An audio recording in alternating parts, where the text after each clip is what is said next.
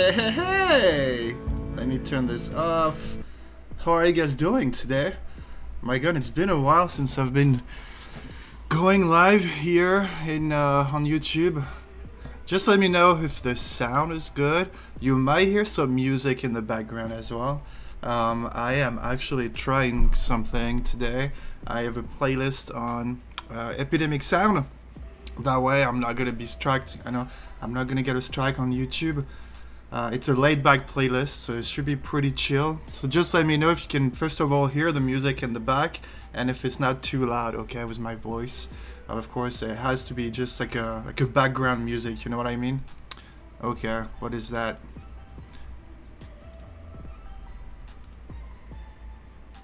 Okay. Interesting, we have some spam. Not like I have crazy thousands of followers. Okay, we have a bot visiting, exactly. It's the first one. Okay, it should be fine. Alright, now it should be fine, guys. Hey everyone for joining, thanks for joining. William from Vancouver, right? We have from Canada. Video audio is great, perfect. Can you guys hear the music in the background? Let me know if it's, I'm just testing the background music. I feel like it would be nice to kind of have some background in the music, some music in the background, sorry. I am tired and I am sick also. I just got sick since I got back from New York City. It's not COVID, I did a test, it's not COVID, it's just a cold. The hotel room and the plane were very cold, like super chilled, and the subway was very hot, and outside was very hot too. So you can probably hear in my voice that yes, I am sick. I am sick. But Francisco, for the R6. Thank you so much, Francisco. I'll just put this on the side for the R6. So far, I don't actually need to change cameras. My 5D Mark III and Mark IV are working pretty well so far. Hopefully, no shutter issues soon. I should actually check how many shutter count I have. What's the shutter count? I feel like the 5D Mark IV should be close to over 200,000, maybe 300,000. I don't know. It's been a while. The 5D Mark III, I don't want to check. It's a lot. We have Bruce joining here. Bruce from Oregon. Say hi to my friend Gary from your workshop. Yeah, Gary was at the workshop. Talking about the workshop really quickly. If you guys want to join us in New York City in April, we just opened one. It's a 4-day workshop, so yes, it is a little bit more expensive than those 3-hour long workshop, but it also includes the hotel. So it's a good deal. Like in Midtown Manhattan, we have some good deal with Best Western. It's 4-day, like 3-day shooting in the city. And I just realized that I am not on the screen right now. Okay, apologize. Okay, this is the New York City workshop I was just talking about. Yeah, hotel included. But look at this. It was just a bunch of friends shooting in New York City together, and obviously there's the teaching side of it, where we teach people how to do an exposure ramping. We even teach them how to do the handheld hyperlapse, and they all nailed it. Because if you're missing some information with hyperlapses, you're gonna mess it up. That's 100% sure. But if there's a few details, a few information that you get from the workshop, it will change the way you see hyperlapse photography. And you can create stuff like this hyperlapse at the Brooklyn Bridge. That's something actually Brian shot, and I actually stabilized it. So that was a teamwork on that one. And yeah, pretty fun workshop. If you guys want to visit New York City and shoot it for 4 days, well, join us. And it's gonna be fun. Yeah, Francisco, you're welcome to join. We can also, I know it's a lot of money, we are aware of this, but you get so much for the, for the price we offer, and that's the minimum we can really charge. So we also accept 5 times payments, 4 or 5 times payment with no interest, so you can pay over the course of several months. So it's pretty cool. Anyway, I'm gonna sell my workshop. Sorry guys, it was so much fun. It was so much fun. We had the first one in September, like 3 days ago. We have another one in Chicago, and we just opened that one here for New York City in spring 2023, 7 months from now. Alright, let's edit some time lapses. That's gonna be fun. We have Tor Julie. Sorry if I don't pronounce your name properly. It's Tor, right? Tor. Welcome, welcome. Let's do some editing today. And in the meantime, we're just gonna chill. You know, I have my cup of coffee. I am sick, so, you know, I'm not gonna go crazy. People from all around the world here. Norway, Italy, Canada. Do you have any American? Yeah, just let me know in the comments, in the chat, where you guys are from. I'm always curious to see who it is here. You know, I only see numbers if you don't comment on the chat, so I don't know who is here, who is looking at the live right now. It's gonna be fun. Can you guys hear the music in the background? Sorry, I keep asking because the audio level is very different in my headphones and you know how you guys see it in the live. So let's go on there. Timelapse 6.1.2. I actually I did the updates just before the live. Gunter just released a new update, 6.1.2. Timelapse Traveler, Video Vandal. Hey guys, how are you doing today? Thanks for joining. It's gonna be fun. Alright, so on the second day of the workshop, we had like a cool sunrise time lapse. Since we're staying in Manhattan, I think something that's gonna be cool too is maybe if I can actually grab Google Maps so I can show you the spots where I am in New York City. That's gonna help you visualize a little better if you don't know the city. So if you go to New York, okay, this is how New York looks like. Okay, so our hotel was like somewhere here, like right in the center of Midtown Manhattan, right there. So basically to shoot the sunrise, so east, we had to cross the Hudson River. So what we did is like left at 4 in the morning. We took actually the PATH train. Yeah, the music in the background is very soft. That's on purpose. I can put it higher a little bit if you guys want. It's supposed to be like a little background music. Alright, it should be a tiny bit louder now. Okay. So New York City right there, and then we took the PATH train at 33rd Street all the way to Hoboken Station, which is right here. And we shot that first sunrise right here. Pier A Pergola Hoboken. We were like set up right there by this little thing. So this is the view we had right there. And if you go back to our time lapse, poof, there it is. That's the view we have. Well, it's nighttime right now, but look at this. That's the thing in New York City. You have to, you know, cross the rivers if you want the best skyline views. So for sunrise, it's great on, you know, the New Jersey side, and for sunset is great on the Brooklyn side. But it's always a process to get there in New York. But it's fun. It's fun. We made it. Once you reach your location, though, it's worth it. Look at this. Look at this. Any chance you did some time lapse with the R5? Actually, no, but two of... Oh, do they have RS or R5? I think two of my students are R5. I forgot. If you guys are here, I forgot what camera you have. I think they had RS, and we're pretty lucky because all of them actually had Canon or Nikon camera. Brian is a Nikon user. I'm a Canon user. We did not have a Sony user for that workshop, so you know, turned out pretty good. Not that we, you know, not take Sony users for the workshop. Obviously, we just, you know, don't know how to use Sonys as much as we know, as well as we know how to use Canon and Nikon cameras. So we had a total of five people on Saturday, 5 students. So only Canon and Nikon users. But at some point, I want to update my camera. Probably the R5, one of the R camera, go mirrorless at some point. But I don't need it. So you know, so far my cameras are working fine. So you know, gear doesn't matter, I guess.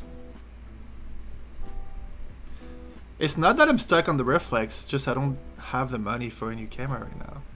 If I had like $3,000 to spend, of course I would buy a new camera. I just don't have that money. The rent is going up here, you know. My cameras are working fine. There it is. Alright, see? That's what the type of sunrise I can shoot.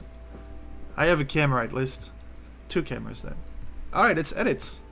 And feel free to engage, you know, feel free to interact with me if you have any questions in the chat about anything, about me, I don't know, my cats, my personal life, or whatever I am doing on the screen right there.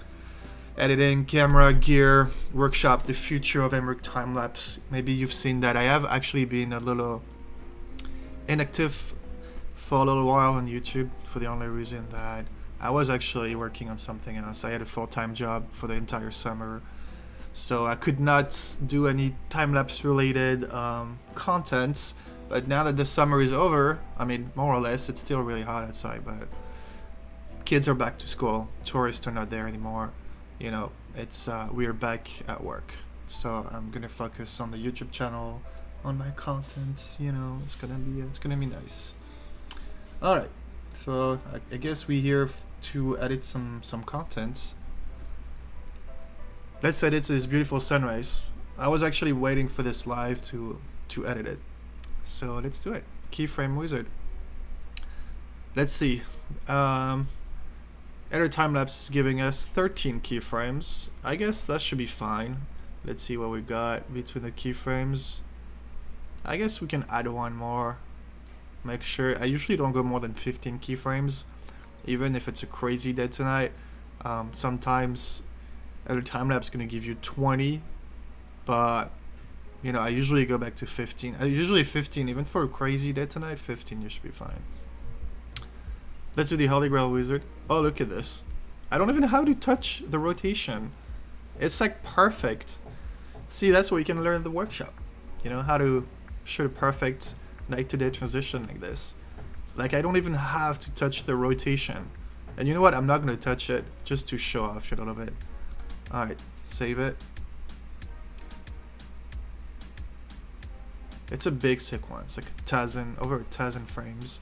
I went 5 seconds because you know, usually I go between 5 and 7 seconds for my you know, Holy Grails, but I could see that the clouds were pretty interesting when we actually first got there at the spot. So what I decided to do is go with a shorter interval in case the sunrise will be, you know, colorful like this.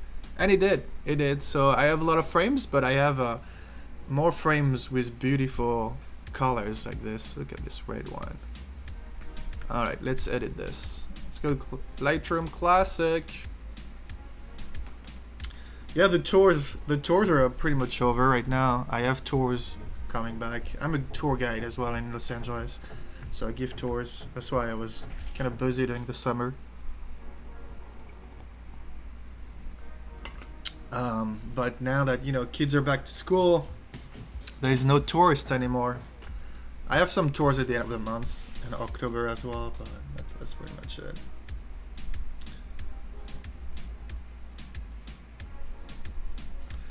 I'm using only Epidemic Sound music in the back, so, you know, I don't get any problem with copyright.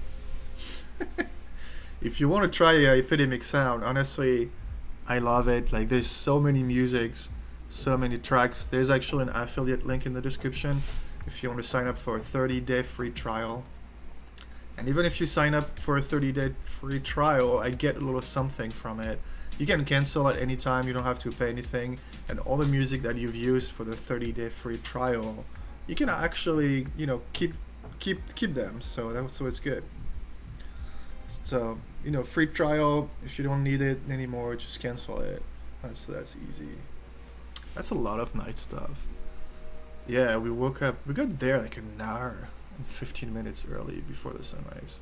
We really wanted to shoot like a night today. Sometimes we show up and, you know, we can already see a little bit of daylight.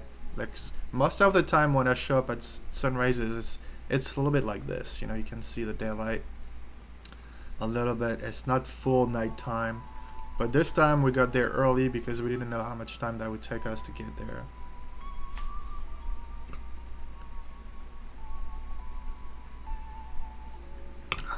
Good afternoon, Kevin from Florida. Yeah, the SpaceX launches. Oh, I saw it. But yeah, SpaceX launches were pretty nice. I don't know I didn't get to read the entire message.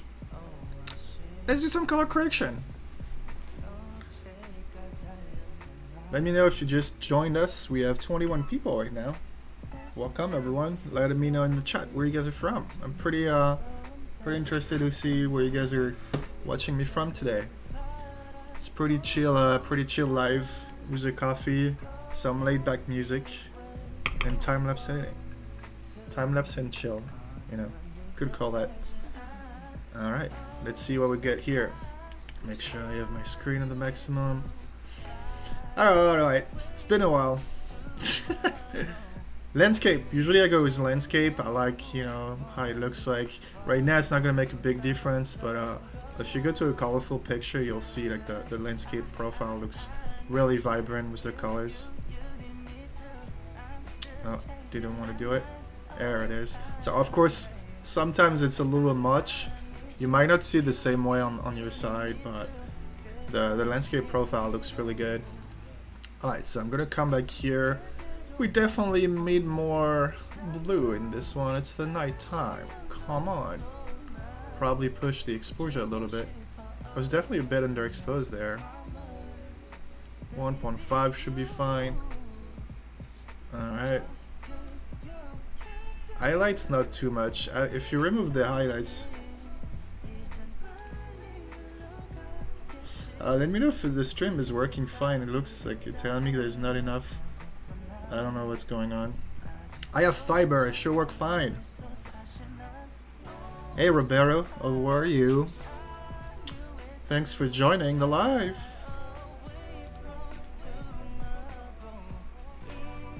I don't know why it keeps saying poor streaming. Let me know if it's freezing on your side. I'll just keep going. Alright. Push up the shadows a little bit. We have from Berlin, Italy, Guadalajara. Wow, people from everywhere. Do we even... Yeah, we have someone from Florida. Do we even have people from California? Maybe from New York City? I don't know. Do you have people from France? Est-ce qu'on a des Français ici? Est-ce qu'on a quelques Français avec nous aujourd'hui? Alright, back to English. Back to English. 15, a little bit of texture. Asia as well. Wow, a lot of people from different countries. I love this. This is why I like lives, you know. It's a good way for me to interact with you guys. Just YouTube being YouTube, I guess. I have fiber. It should be fine, right? I don't know. It's been for a while. Belge. What's Belge? Looks beautiful like this. Guadalajara. Sorry, I probably didn't pronounce it the right way. Apologize. Guadalajara. Guadalajara. Alright, Mexico. You're from Mexico. Let's say it like this. That's hilarious. Mexico, definitely a country I want to go to at some point. It's pretty close. I'm waiting for my green card now so I can get out of the country. So what I like to do is, like, you know, the Adobe landscape profile is usually very vibrant already. So I still push the vibrance a little bit, and then I remove a little bit of saturation. That way it creates something very a little bit more cinematic in a way. You get vibrant color, not too much saturation. It's like a good mix. See the difference? Oh man, bless raw files. Okay, let's get a little bit of contrast. It might be a little purple. You know, color correction is subjective, I guess. It depends what you like. It depends the style you're after, the look you're after. From Belgium, got it. You're from, so Nico, you're from Belgium, but you live in Asia, is that correct? Hey Jean-Claude, bonjour, bonjour. Oh, so Morgan, your mom is French. Interesting. I am part Italian as well. My great grandma was from Sicily, you know, this island. So I'm actually French, but part Italian. So I like pasta and pizza so much, I guess. I don't think we're gonna touch HSL right here. We actually will get back to it later. We're just gonna do, you know, as usual, a little bit of sharpening, a bit of masking around the city skyline right there. For the masking, yeah, just hit Option on your keyboard and you can create the mask. We have ISO 250, so not too bad. I think I'm just gonna go to 220. I usually don't go too much here for the only reason that, you know, I have neat video on After Effects later, which does an amazing job. Mexico from Madilv, nice. Oh my god, that's crazy. How many people?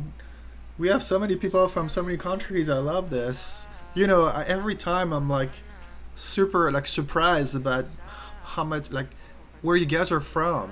Like I have literally followers from every single part of the world, and it's insane just thinking about it like this. And just because of my time lapse work, and that's incredible. So thank you guys for being here, Wally. Thank you so much. Cambodia, nice. Never been there. For the Timelapse Film Festival, yes, we have had 12 entries so far, 12 submissions. If you want to actually be part of the Timelapse Film Festival, we have the deadline. The first deadline is November 15th, so it's coming pretty fast. Go on this website if you want to learn everything, if you want to submit a film. And look at this, I have actually look at that. This is all the prizes. Pro Timer 3.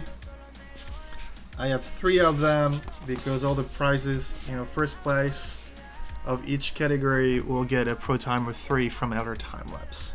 So if you want to win a Pro Timer 3, submit a film. I'm sure you can do it too. Alright, let's go back to where are we? Lightroom Classic. Alright. I think we're pretty good here. I don't think we need to do the uprights. Let's see. We can check the side a little bit. It looks pretty straight to me. I'm looking at that. Maybe a little bit, like -5. I have a 50 mil, so I shouldn't have a lot of lens distortion. It looks perfectly straight now. Looks perfect to me. I love it. I love it, I love it, I love it. Okay, one thing I might... Okay, maybe a little bit. It's a bit too dark. My own taste. Okay. Maybe a little too blue in the sky. Alright. Perfect! Alright.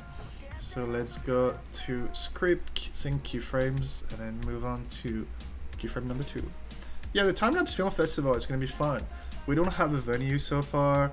We're just debating, depending on how many submissions we have, if... I should probably go back to the screen, right? Oh my god.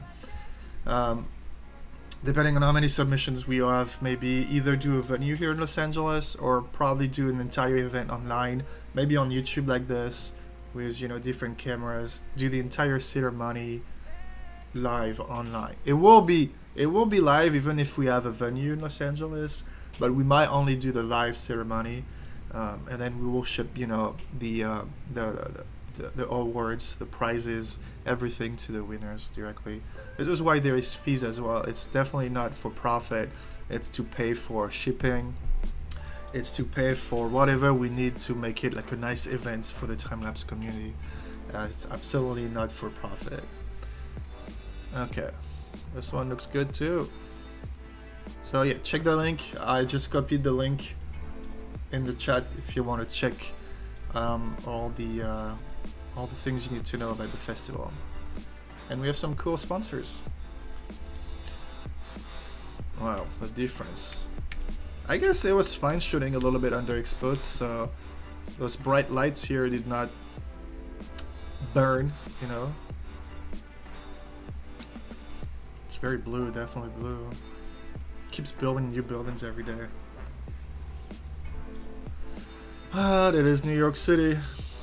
It's skyline always changing.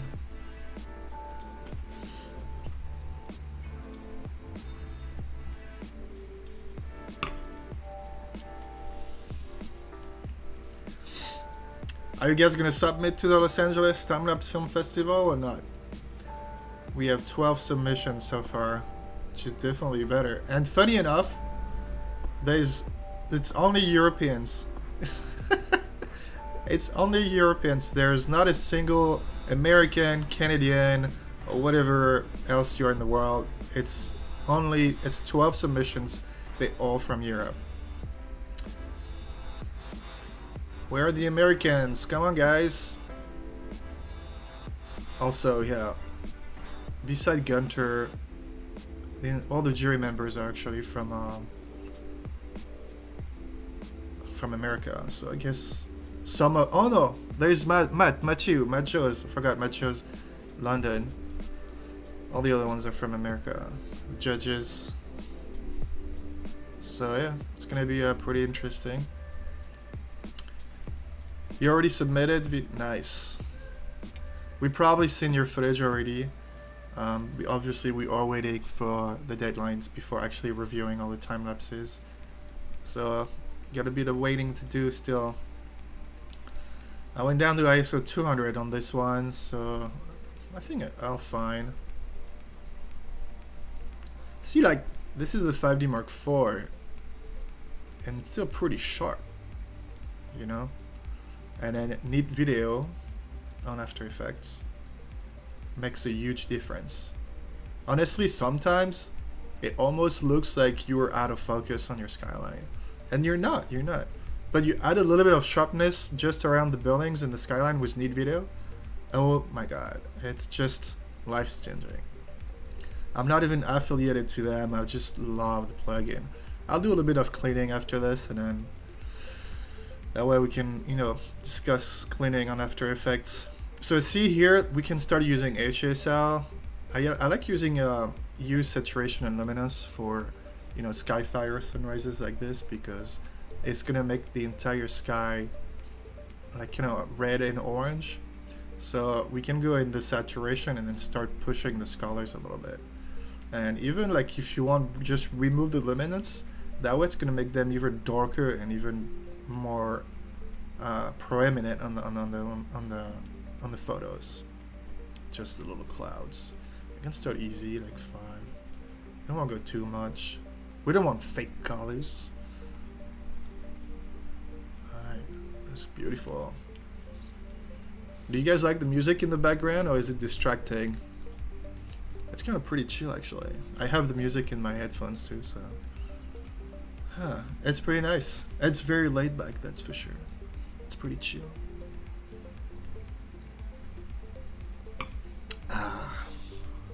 Have you guys been shooting any time lapses lately? How is it where you guys are, whatever you are in the world? Like, have you guys been out shooting time lapse videos, or not at all? See, we're starting to get those red colors here in the sky. So I'm gonna slowly go back to a more. Oh, it's too yellow here. This is kind of tricky when shooting towards the sun. You gotta find the right balance, you know, with the sky and the skyline. Nice.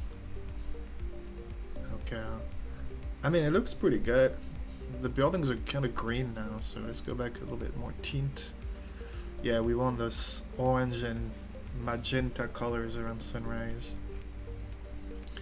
Okay, so since we have more red in the sky now, what I'm gonna do is keep pushing on the saturation right there. Let's go to 10. A little bit less orange. Maybe like this. It's pretty good. No? I think it's pretty good. Oh man, that looks amazing. You might see it slightly differently on your side. First of all, you're watching a YouTube live on a completely different screen, so of course it might be a little bit different. Here it's getting nice. What's tricky too when shooting towards the sun, it's like you know, it's the sky. You gotta keep it underexposed. You pretty much have to keep your entire exposure, you know, your image is exposed just for this tiny part of the sky where the sun is. I actually have a video on this. If you guys, it's on my YouTube channel.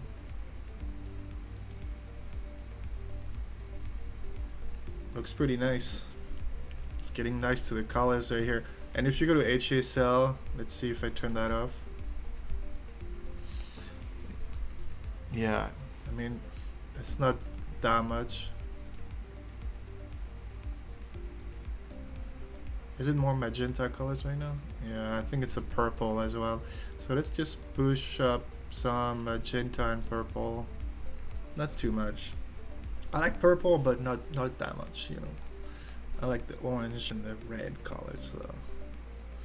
We're still ISO 200. Alright.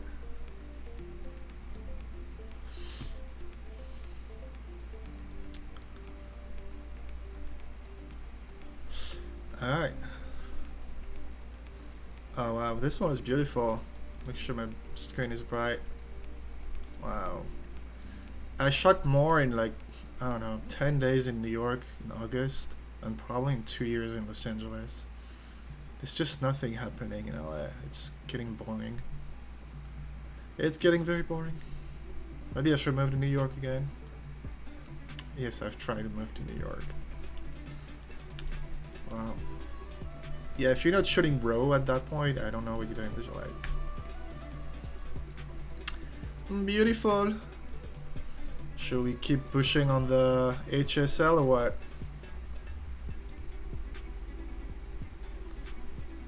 Hey Frank, how are you doing?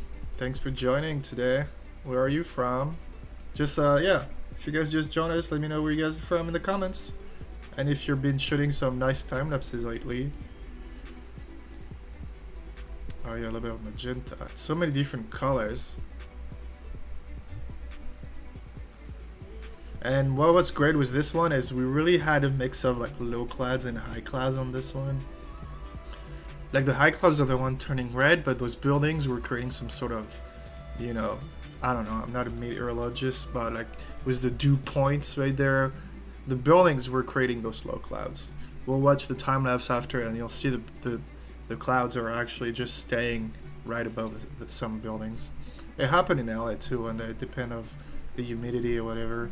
If anyone knows how to explain it better than I did, just, you know, write it in the chat below. It's something to do with, I don't know, the humidity, the dew point, whatever it's called. This is such a beautiful skyline here. New York's probably the best skyline in the world for time-lapse photography. Wow. Beautiful. Damn, so many colors on that one. Might be a little bright now. You want to keep... Let's go to the next music, I guess.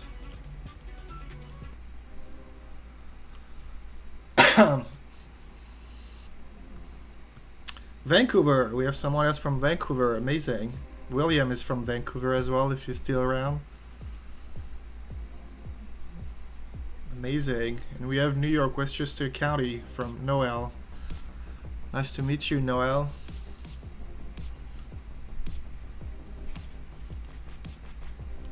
Wow, it's very purplish now. I don't know why I keep saying ish at the end of colors sometimes. It's purplish. Because it's not completely purple. Is this a dead pixel right there? Are you kidding me? Oh, it could be just on that picture. Looks like there's a dead pixel right there. We'll fix it. Maybe it's time to change camera. Oh wow.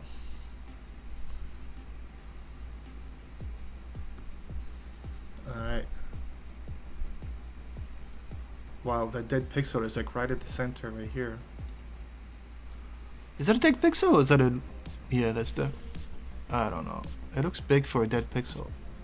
Is that like 2 pixels dead? God damn it. Well, cleaning on After Effects.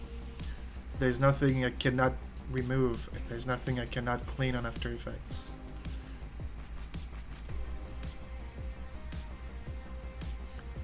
Let's see if we should push the saturation of the red. Funny enough, the clouds are not... There's a little bit of red, obviously, but this is mostly magenta. It's like a mix of magenta, purple, Yeah, wow, a lot of purple. Interesting. Oh, it's definitely gonna be red on keyframe number 10. So far, it's a lot of purple. Thanks, Frank. Appreciate it. Yes, I have a lot of courses on my website and free YouTube content.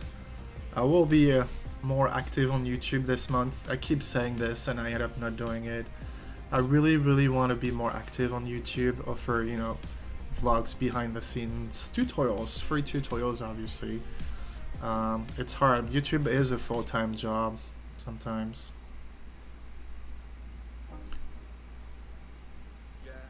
You can see I'm not using any masks here. I don't think it's really needed, even though I could do one in the sky, but I think it's fine. I actually rarely use masks on my work. Only when I really have to, but I feel like right now we don't actually need to do any masks.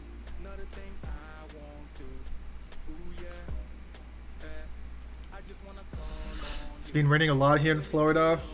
Well, it's been really dry here in California. We actually have a hurricane coming, so it should be maybe raining today or tomorrow. Yes, there's hurricanes on the west coast. It's definitely not as big as how do you call this in Florida, but it is there. If you go to satellite imagery, if you go to loop right here, Western United States. There it is. The hurricane is right there. Los Angeles is here. It's coming with a little bit of rain. Probably haven't seen rain here in almost 6 months. It's too dry on the west coast. You can see some fires as well. There's a little bit of... Oh, this is right there. This is smoke right here. Hurricane, wildfire. Well, it's nice being in California right now. Alright, let's go back to other time lapse. Can we drop or insert profile names? Yeah, if you guys want to share your Instagram, go for it. That's why I do this lives. Connect time-lapse photographers together. So go for it. Feel free to share whatever you want. Alright, we have a few keyframes left here on Instagram. Nope, on other time-lapse.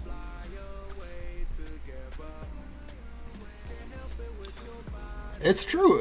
New York is one of a kind. New York is New York City. There's nothing else like it. Too bad it's too expensive to live there. I've tried moving to New York back in 2019 and it was expensive. But it's definitely a city. It is a city. Yes, thank you for saying this. It's definitely a city with like an atmosphere, like a vibe, possibilities. Like I don't know, there's something that is nothing else really in no other cities I've ever visited before.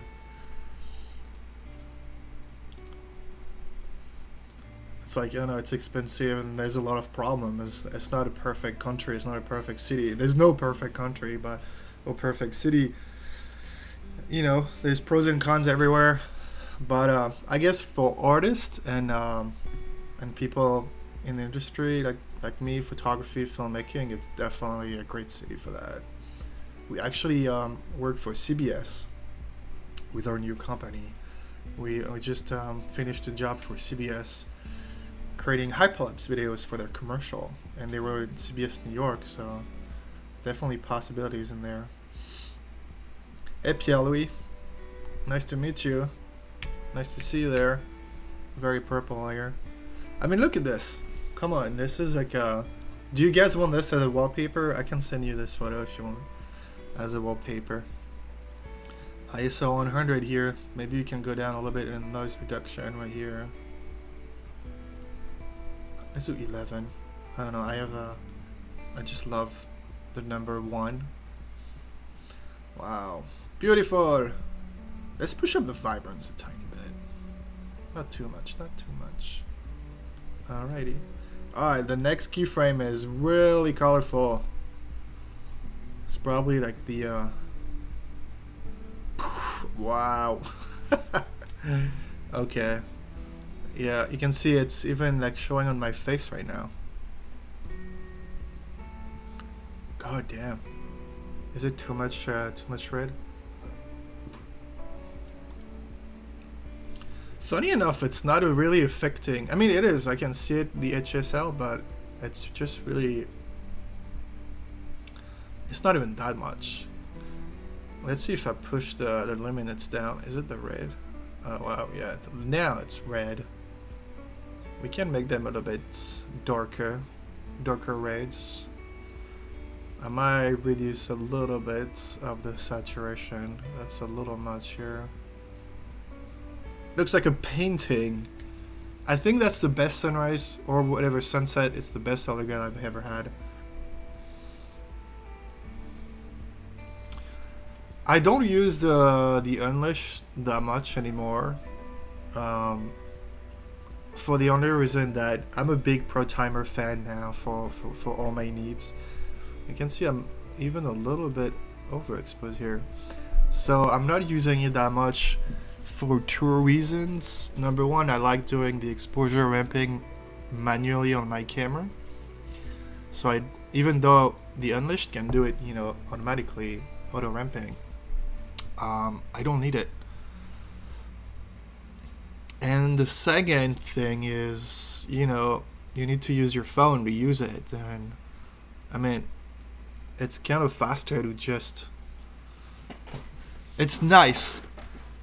And I will keep using it, but not on a daily basis.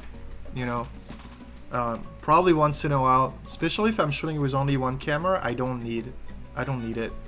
If I'm shooting with two cameras, yes, I probably, you know, set it up on the second camera and then shoot the other one with the Pro Timer. It's a great tool, don't get me wrong. It's a great tool. It probably has the 2018, yes, because the 2022 is not out yet. It should be. It was on Kickstarter this year, so it should be out in 2022, December 2022. So, yeah, let's move on to the next frame. But wow, this one is amazing.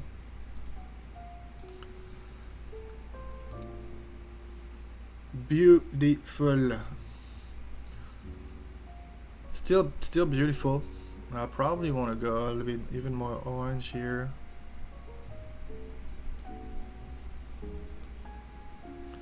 Oh, it doesn't have it at all, I guess. Sorry, I'm looking at the chat as well in the meantime. Nice.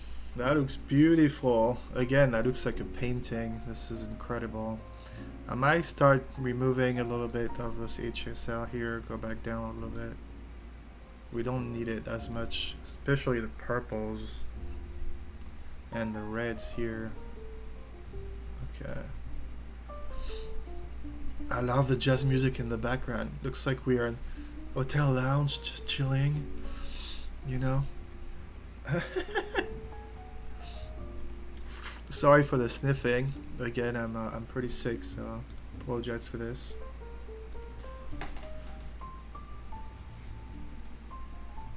Funny, like now it's the low clouds. The low clouds are turning red because I guess it's like the red colors just go like this. So now it's reaching out through the low clouds. V2 versus V3, there is a big difference on what it does. No, really, it does the same thing. There's maybe a couple of things that are different. Honestly, I don't know. But on, you know, what the 2.5 and the 3 does, they do the same thing. The difference comes, you have a bigger screen, and you also have like a kind of a different build. Like the box is better. It looks more like a more finished product than what the 2.5 was. So, but honestly, they do the same thing.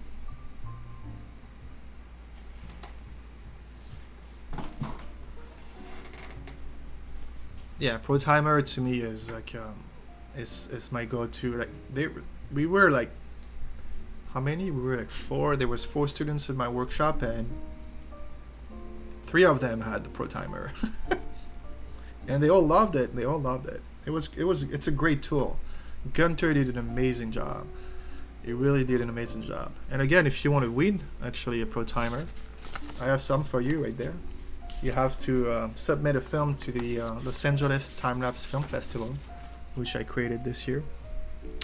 And the first place for every category wins a Pro Timer 3. Pretty cool. Thanks to Gunter and our Timelapse for sponsoring.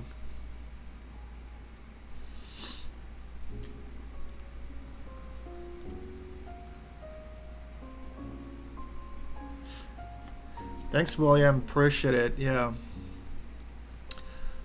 Yeah, I have my nose. I feel my nose. I feel tired even though I slept all night long. You probably can hear in my voice too. It's a little bit deeper than usual. It's not much though. It's not much. It's not bad. I should be good soon. It was just so cold on the plane. Like literally the air from the lady next to me was just blowing in my face for like 4 hours. And then the hotel room was super cold. And I don't know if you've been to New York City, but the subway during the summer, it's a crazy oven. And outside it was really hot too. So it was probably for 3 days the difference between all those places.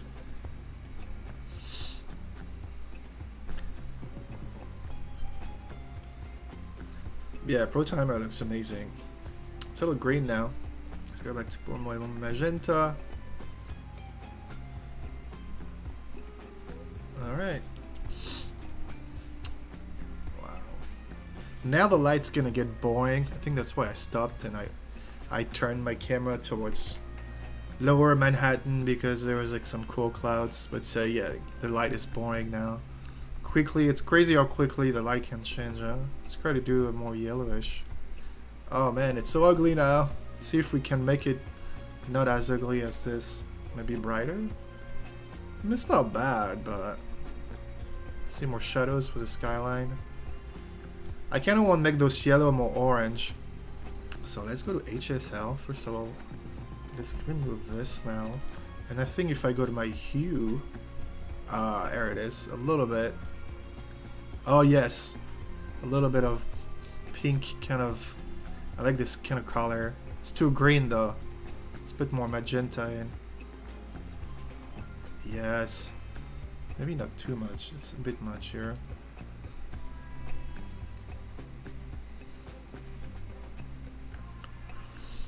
I don't know if Brian is here. I think he's working right now.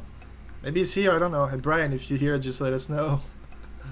He's working too. You know, he has a full-time job on the side, so he's not as available as I am during the week, which makes sense. All right.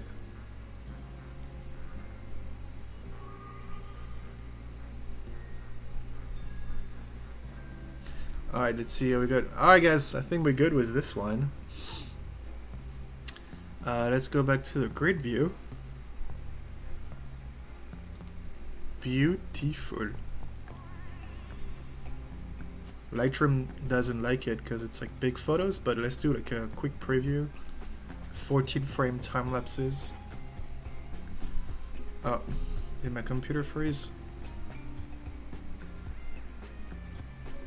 Yeah, he doesn't like it. Oh my god, Lightroom error. Yeah, you good? You good? You good? Alright. Yeah, see? Ooh, wow.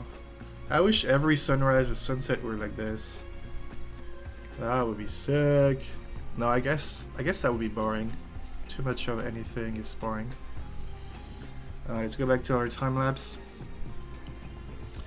Question: the other lady in the electric scooter in your strangest landscape I have ever found. What was she saying to you that had you laughing? Oh, what I remember, she was actually just talking to me about a random dude doing tour guides. I don't know, 100 feet away from me, and that's it. And she just left. And I just don't know why she started talking to me about this tour guide. So I just laughed. I wasn't laughing at her, obviously. I was just laughing at the situation. Like, just showing up, starting talking to me about a random thing that happens over there. It was a fun interaction. Pretty fun interaction. Alright, so now it's gonna be the fun part. Not sure what's going down here. For some reason I missed one frame there. 6:4. Oh, I think you know what I was doing? It's probably a preview. Not sure what's happening there.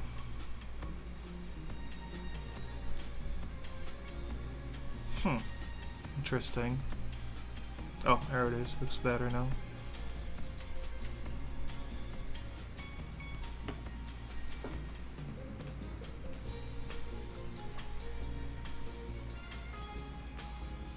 Frank, what is your go-to settings for Dead to Starry Night? What's Starry Night? I do talking about this, like Astro time lapses. That's gonna take a while for 1,000 frames. I do not have a M1 Mac. See, even a M1 Mac I could buy. Yeah, I use my 24 to 105. That's what I use all the time. Mark II. That is Mark II. It is a Mark II, so that's what I use. I have an 18 to 35 as well, but I don't have like filters for it because it's like a different diameters.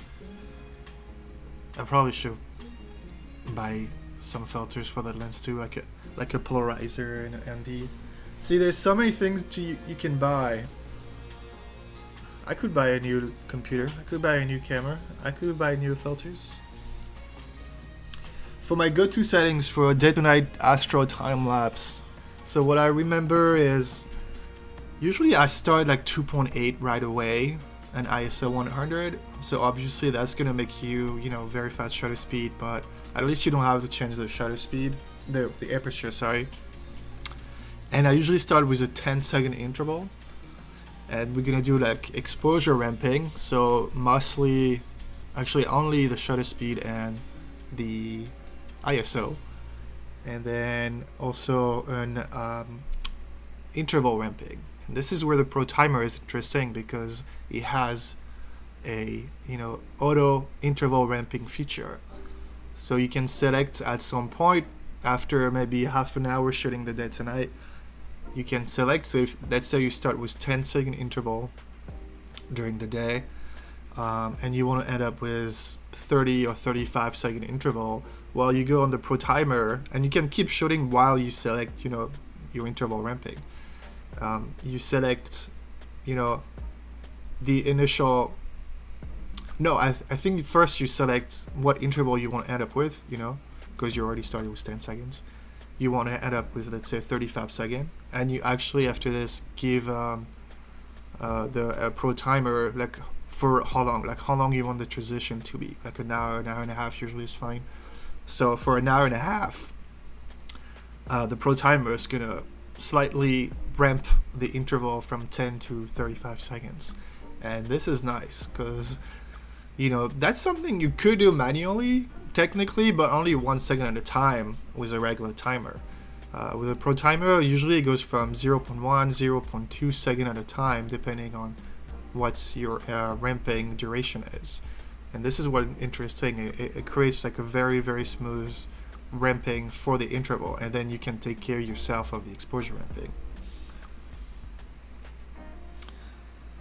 Arsenal 2 for time-lapse. I have never actually tried those. I've heard about it, but I've never tried those. Never got the opportunities to try those Arsenal.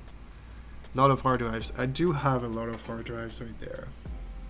But it's all organized, so I know where everything is. More or less. Mikon and Studio Submits, you can go on the, let me send you the website real quick.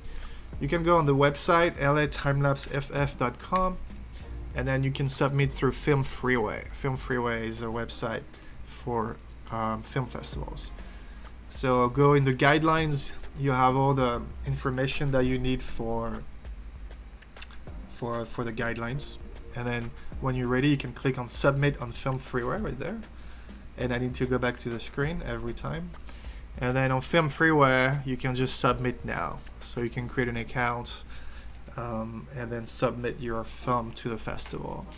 The regular deadline is November 15. We have a late and extended deadline, but obviously the more you wait, the higher the fees are.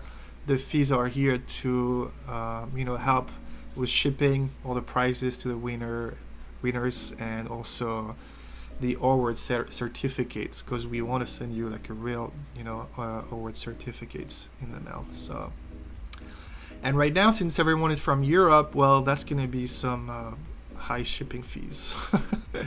So, and hopefully, depending on how many submissions we have, we would love to obviously get a venue here in Los Angeles and stream it on YouTube. Okay, I'm gonna close this. Let's go back to our time lapse. So I am doing this in the background as well.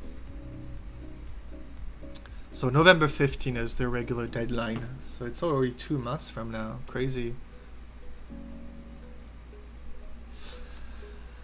It gives trend result if there's clouds. Yeah, but that's why it's better to, because you're going to be shooting for a long period of time. And that's, yeah, true. The clouds are going to go faster, but I mean, if you want, you don't have to do an interval ramping for Day to Night Astro. You can start with the good interval right away. Sorry, guys. It's just during the day, like if you have a 25-30 second interval, it's not going to be a lot of pictures. It's not going to be a lot of pictures, and it's going to be quick for what it is. So yeah, if you have clouds at 25-30 interval, those clouds are usually very quick. But when the night comes, your main subject is the stars and the Milky Way. So that makes more sense. But obviously, if there's clouds, you got to find a balance between the two.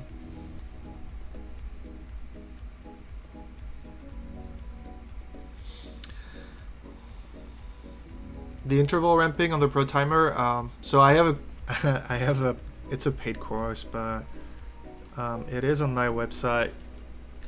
I don't think I will do a YouTube video knowing that I have a paid course about it. So if you go to my courses, go to courses, and it's the Timelapse Masterclass 2021. There's a lesson about Day to Night Astro. If you go down, it will be to nature and landscape. A full guide to Astro time lapses. No, yeah, that's it. Video 23. And this, I'm explaining exposure and interval ramping on there. So if you're interested, I can just 25-minute lessons about Astro time lapses. Oh, and we have video 24. Sorry, video 24 is the actual Day to Night. Yeah, settings, bulb, and interval ramping right there. It's a 12-hour class. It's a 12-hour master class. So there's a lot to watch that I have not finished. I'm so sorry. There's a few videos I need to shoot, but I will shoot them. So I'll drop the link here. There it is. Timelapse Masterclass has some Astro content. Let's go back to our time lapse. Where are we? 50%, 45%. Yeah. Hi from Belgium. Hey, Raphael. Nice to see you here. Astro time lapses are fun, but damn, it takes a long time and you get tired. I guess it's every time I'm shooting Astro time lapse, also waking up for the sunrise. Yeah, you gotta manage your time when you're doing a road trip like this.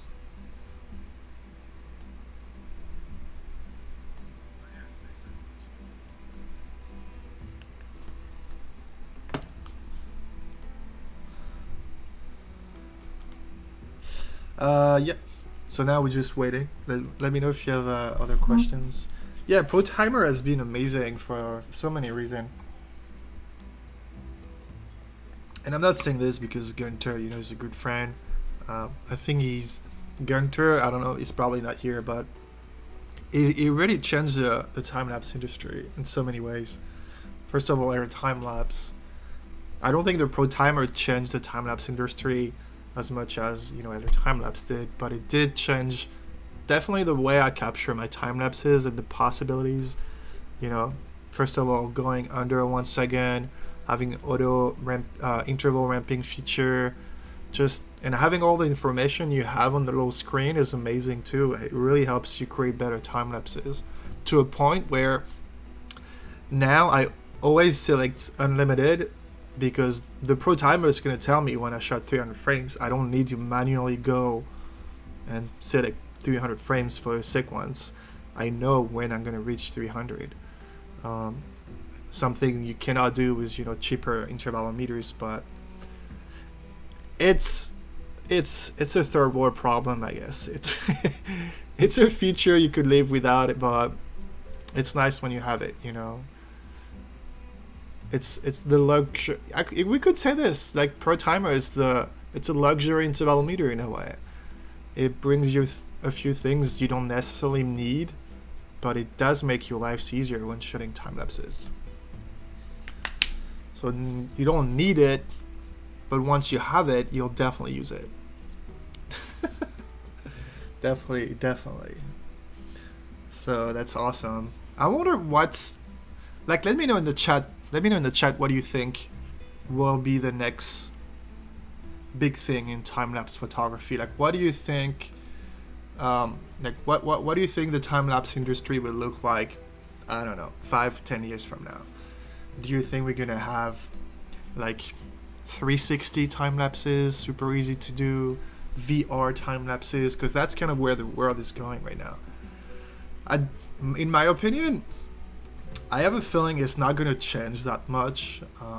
It's definitely a niche. It's been a niche for years now. It's definitely getting more popular. But I feel like it's not going to change that much. They're definitely going to be sharper and sharper. Eventually, 8K will take over the world at some point. We'll see.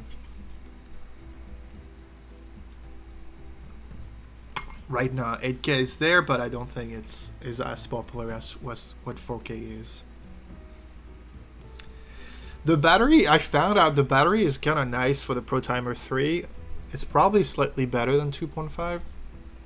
But for the 3, I was pretty much shooting for an entire day. Not like 12 hours, but I was for an entire 12-hour session, I was probably 3 or 4 time lapses, maybe shooting for 5 hours for the entire day, and it was like 50-60% for the battery. So it's definitely enough for one day, and it's pretty easy to charge. It's just a mini USB cable. You can charge it everywhere. Yeah, Eller Timelapse definitely could be bought by one of a company, maybe. Well, I don't know. It's a very popular software, but time-lapse photography is not as big as regular photography. So, and I really hope he's not gonna sell. Not to Apple, definitely not to Apple. To a camera brand, I think I would be okay if they keep it as is or make it better. Maybe a iPad or a mobile version. That would be nice. Even though I don't think it's really needed, but what about having another time lapse on a server, and then you can connect it online for wherever you are? Because my laptop is not the best laptop, but what if like the Shadow computer? Shadow computer is a computer you technically log in from a different server, and then you get like super nice computer for whatever machine you're using, which is kind of nice. So having the possibility to use our time lapse on the server online, that way you could use like a crappy computer and still have like amazing speed, because it's on a different server. That would be sick, especially with like hotel Wi-Fi. Hotel Wi-Fi. I don't know. I'm thinking about this. We'll see what the future looks like.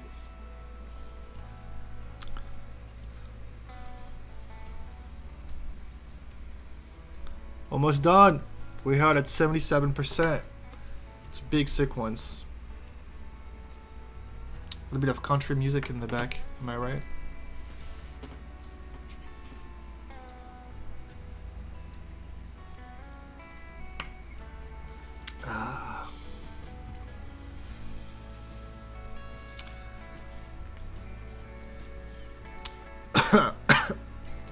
I don't think it will sell the company, but you know, we never know. We'll never know. Money talks, right?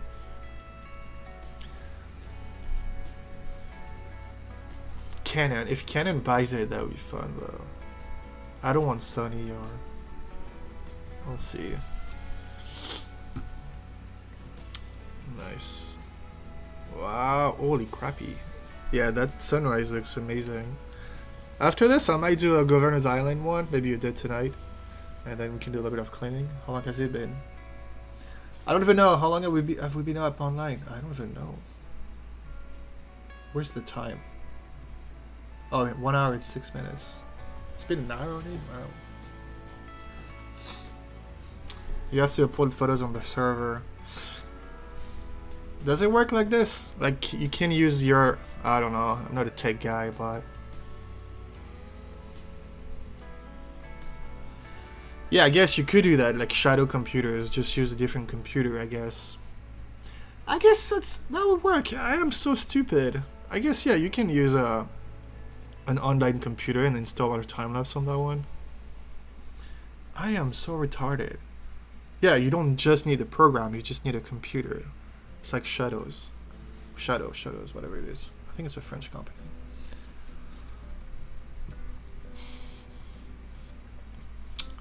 But you know, when I'm actually traveling, I don't actually like editing my work for some reason. It's like it's mental. Like when I am traveling, I have to focus on shooting, on finding the right location. I can't take the time to edit my work. I don't want to.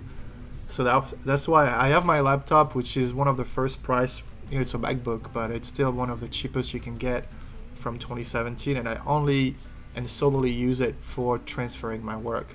And do a quick preview on other time lapse, it works fine, but I will not color correct it. So I will just transfer and then, I don't know, go back to sleep or whatever, but I will not color correct during a trip. It's like I can't do it. I just can't do it. It's like one thing at a time. So yeah. What do we have? Yeah, Google Maps. After this, I'm gonna do like some Governor's Island. So if you don't know New York City, Governor's Island is this island right here. So you can take a ferry. It's right there. You can take a ferry from downtown all the way to here, and then there's a bar, restaurant right here, and they're usually fine with tripods. If not, you can just, you know, go outside here. And during the summer, the island closes later, like 9-10 p.m. And the last ferry too is like 9-10 p.m. So you can shoot a dead tonight. And it's, I think, fairly new that it's open all summer late like this. I think it was just the select days before. Now it's like all summer. So we had like the opportunity to shoot some great dead tonights from Governor's Island. Have you guys been to New York City before? What do you think of the city? If you want to go to New York City, Perry's 4-day workshop in April. Yeah. Alright, I think we're done. Do we still have the little jumping DNGs? There it was. Alright, let's see. Wow. Hopefully no flicker. Beautiful. Just missing some boat traffics, but...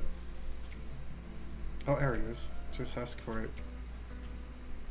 A tiny bit of brightness flicker, but honestly it's not too bad. Look at those clouds. They're created by the buildings. Oh wow. Bird. So, is that the first time I'm saying birds? Oh wow, there's a lot of birds. Beautiful though, beautiful. What do you guys think of this time lapse? Amazing. Let's do a bit of brightness, depth flicker. I think like, let's go to 15, 2 passes, and that should do the work. Beautiful. I'm gonna close this, and I'm gonna close this. There's a lot going on here on this computer. Amazing.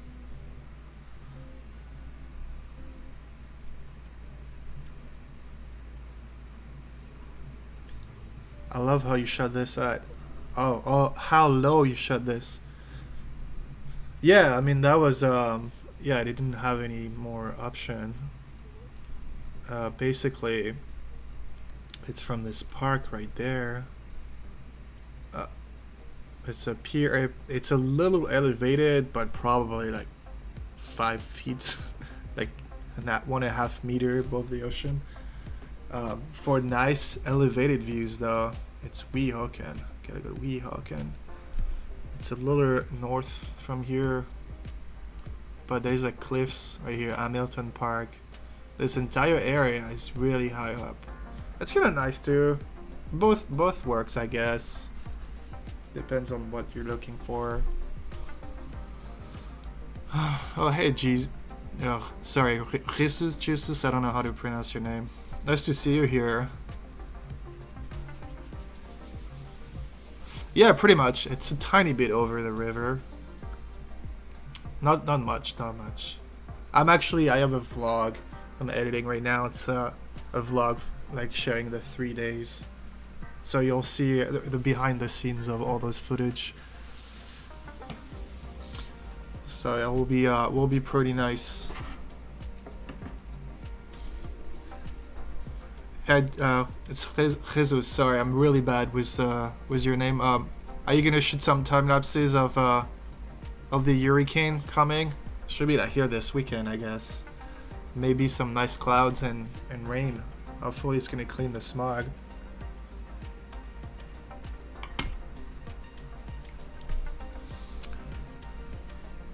It's probably, I've been to New York City, I don't know, 7 times for time-lapse photography. And it's probably the first time where I was at the right spot for a beautiful sunrise or sunset. I've seen some beautiful sunrise and sunset, but I was always at the wrong spot. I was either facing the opposite or I messed it up. Oh yeah, I had that one too. Oh, you know what I just remember? There's a beautiful one I have probably still on some of my hard drives. It was shot from the Brooklyn Bridge and the sunset was amazing. I forgot why. I think I trashed it because it didn't work, but I still have the sick ones. I should actually check it out. Could be a nice YouTube videos. Can I edit this 5-year-old time lapse better than 5 years ago? Maybe. There's also, I wanted to do this on an hyperlapse as well. There's an hyperlapse I shot back in 2018. And it wasn't perfect, so I wonder if it's because I didn't have as much skills as I used to, or if I just messed it up, you know, shooting at the shoot directly. So I should see actually if there's some time lapse or hyperlapses I can edit better today since I have more skills. We'll see. That would be some cool YouTube videos actually. Yeah, I want to be back on YouTube full time. Not full time. 1 video per week. It's not much to ask, right? 1 video per week. It should be easy. How do you guys like the music in the background? It's pretty chill.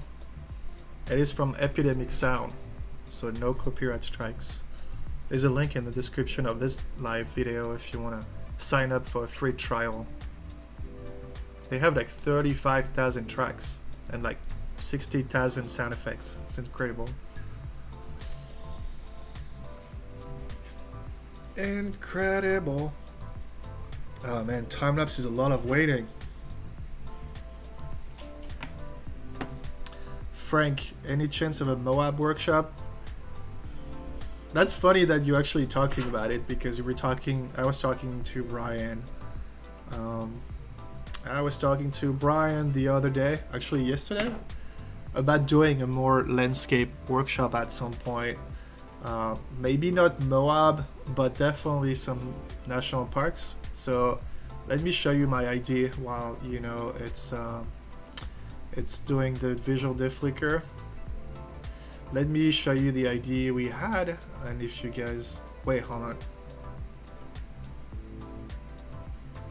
Oh, it looks like it's actually the real clouds. Look, because we can see the hurricane right here. I thought it was like fake clouds. Interesting.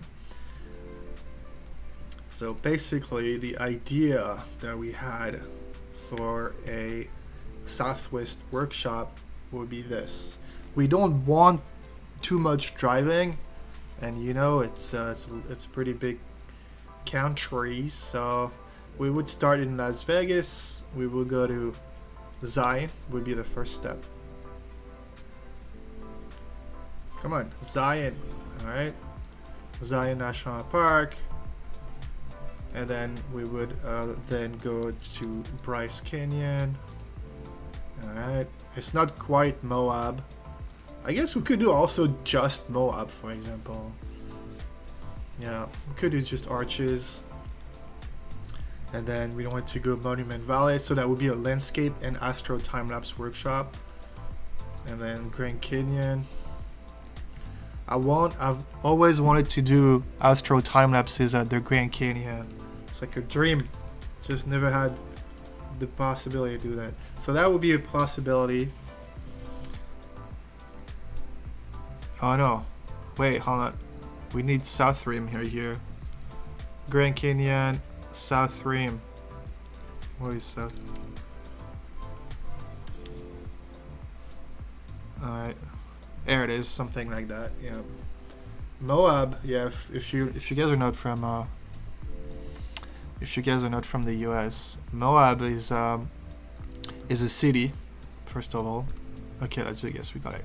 It's right here, and then we have Moab right here, and this is an area where you have Arches National Park, and then Canyonlands right there. So this is a nice area.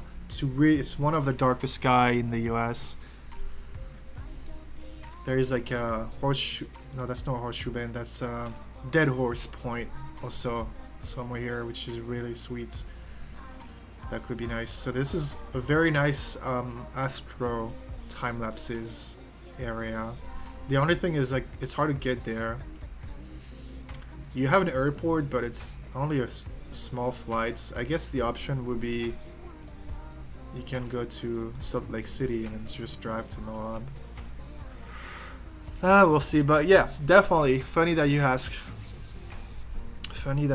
We are working on that. Now that we're getting better at long workshop like this, we actually. Oh my God! I'm so sorry. God damn it. Okay. I'm so sorry for the screen. I am so bad at this right now. Okay, let me re-show you what I had in mind. Thank you for letting me know. Probably make no sense when I was talking there. So Zion, okay. I'm so sorry, guys. Bryce Canyon. That's the ID we have. We'll probably adjust it, but we'll see.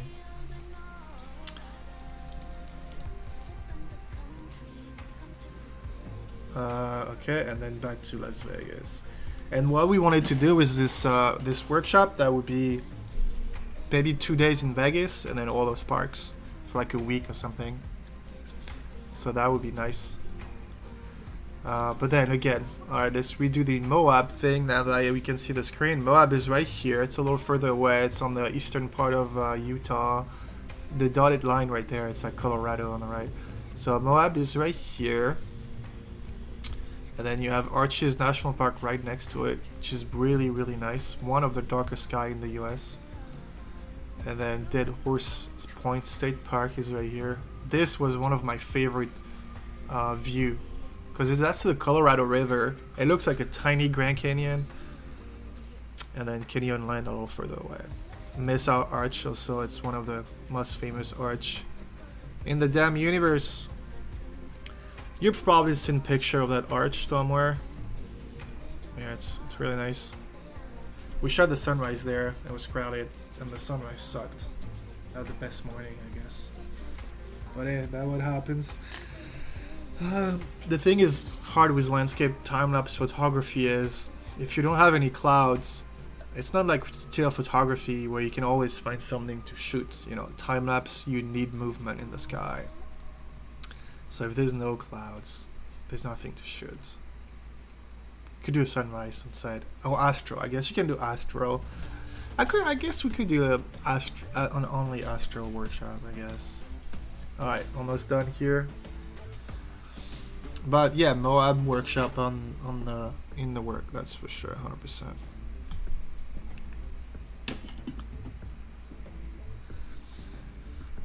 It's almost done for that one. Yeah, it definitely takes some time.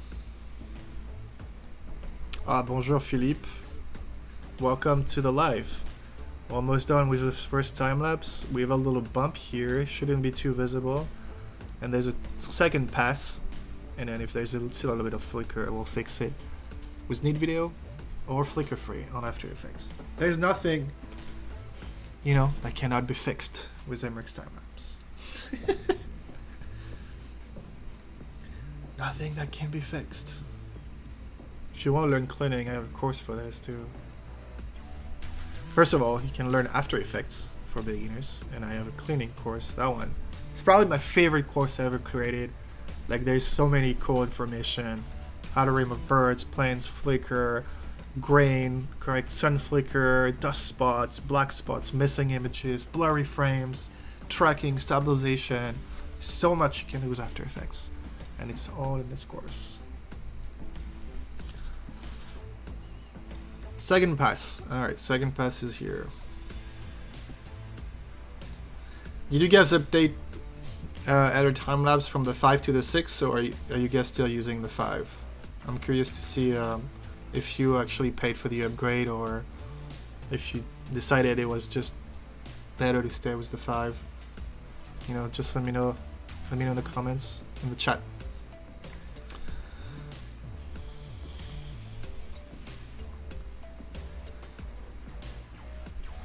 It is very hot in this apartment with the light in the computer. I turn off the AC. It is 30 degrees Celsius. In Fahrenheit, it is 86. Yeah. It's been very hot here in LA. And the AC is off. So, yeah, that's how it is. But we have a hurricane coming. So, you know, heat wave, wildfire, hurricanes.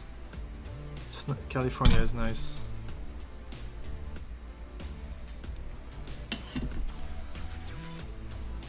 Is it still going, or did it freeze? No, it's still going. It's just very slow. We have the jumping DNGs.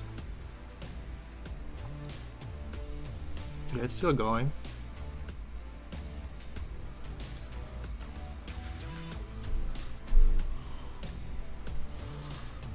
.1.2, yeah.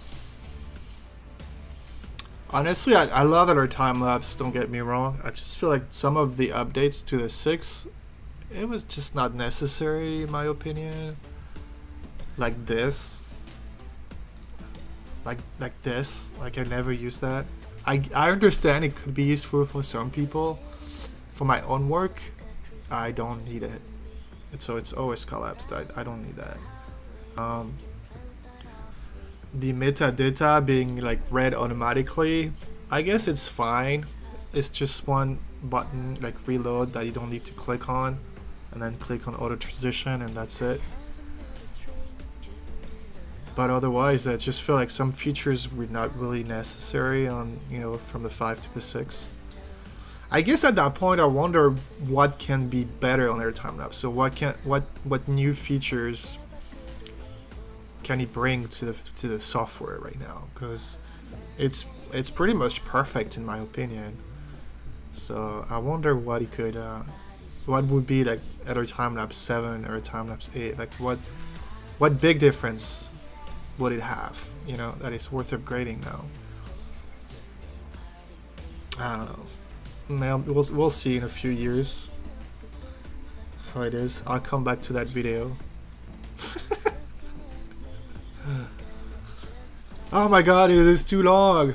Yeah, I probably should have shot with like a 6-second interval.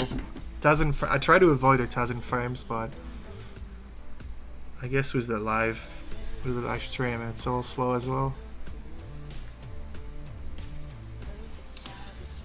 Oh my goodness.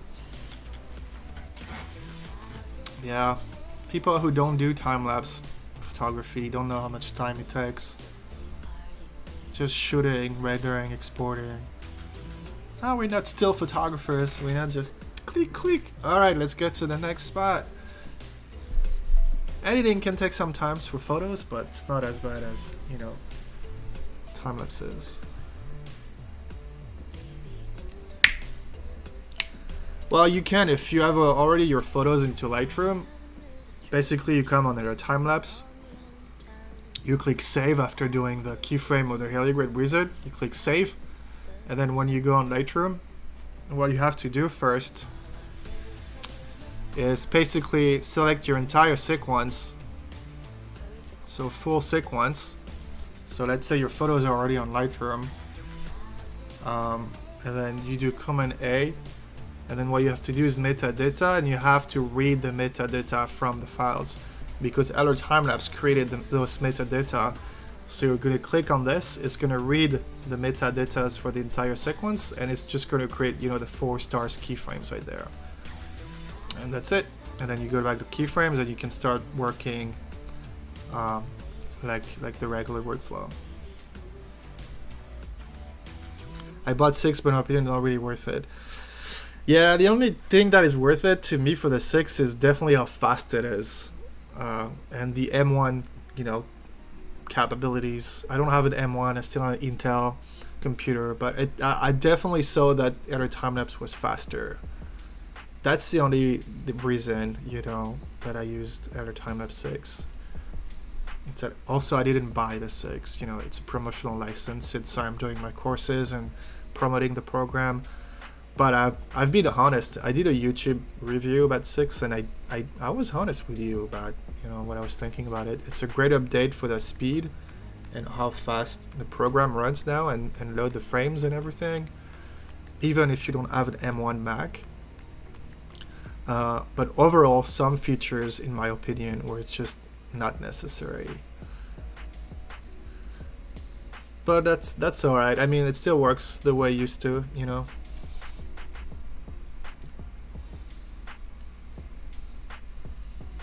Yeah, there are definitely tons of new stuff. There's a lot of stuff I don't use for my work. Like, I mean, I use masks. I do use masks on Lightroom, but not you know, it's pretty rare. Most of the time I don't need it. Oh my god, it is so slow. I have a pretty easy workflow, you know. The way I export and I color correct my work, it's a pretty straightforward, easy workflow 90% of the time. So that's why I don't need new crazy features, at least for now. And the way I work, I don't need those new crazy features. Maybe in the future, we'll see. Alright, which one can we do after that one? Dumbo. This is good. Yeah, this one. The preview one, this is good. Dumbo did tonight. 1200 frames. Yeah, no, let's not go do that one. We can do Governor's Island. Governor's Island at night. To the city, Hoboken, sunrise downtown. Oh yeah, that one, that's nice. Dumbo. We can do Dumbo. Let's do that one after a little dead time lapses. That could be nice. Not at 1000 frames. 1000 frame sequence, because it takes too much time for the lives.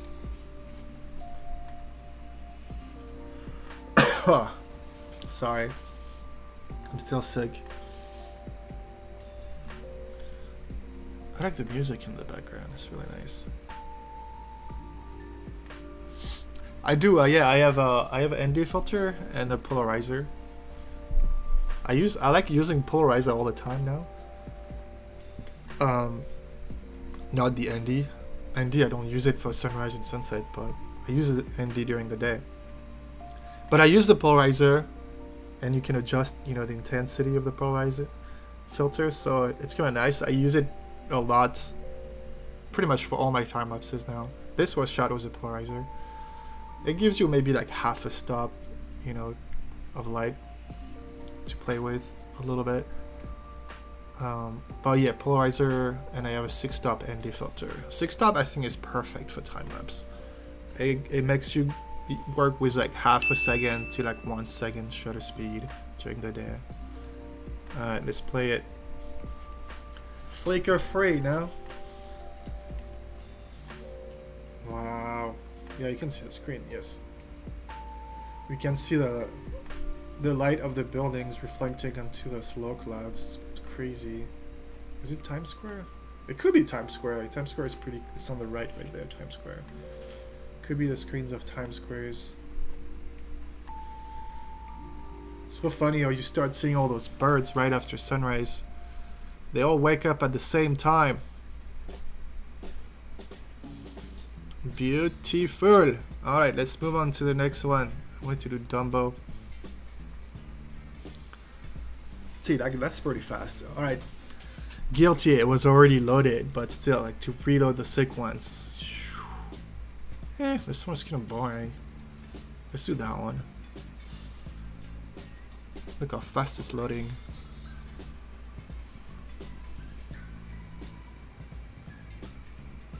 Yeah, they're kind of boring time lapses. Not much was happening. What was my interval? 2 seconds. Alright, never mind. Let's do that one. 1 keyframes. I always do 3 keyframes minimum. Save. And add iTrim. Alrighty.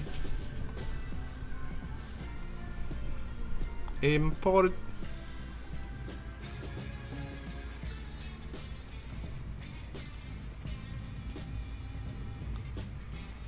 Should be a little faster now than 1,000 frames sequence.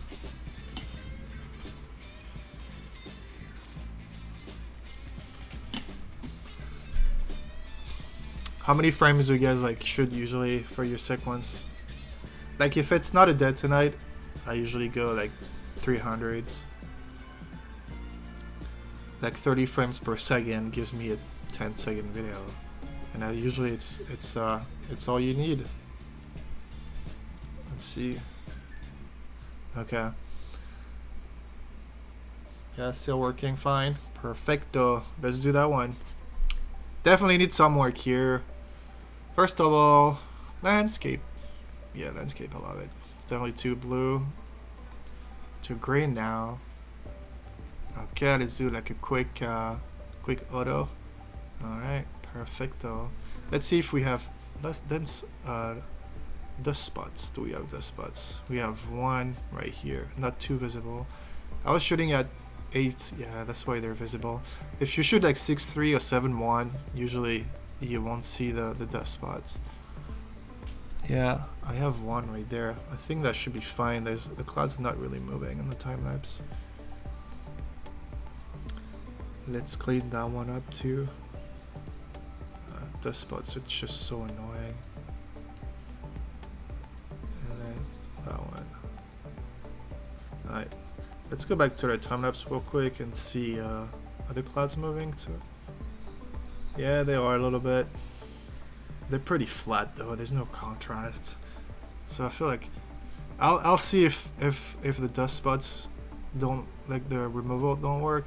I'll just remove them and fix later on After Effects. Adobe Landscape. All right. Let's see what we can do with that one. Interesting. Definitely need more contrast here. Oops. What is that? Okay, let's see. More contrast.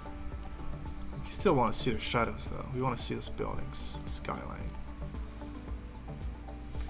It's so annoying because those high clouds, we actually there until at least, I don't know, 15 minutes before the sunset, and they all just disappeared in no time. I use a little bit more clarity here, make it more a little bit more, what's the word I'm looking for, epic, a little bit more majestic, mysterious. I think that's the adjective I was looking for. Oh my god, yeah, cool difference already. You could use a mask there, I guess.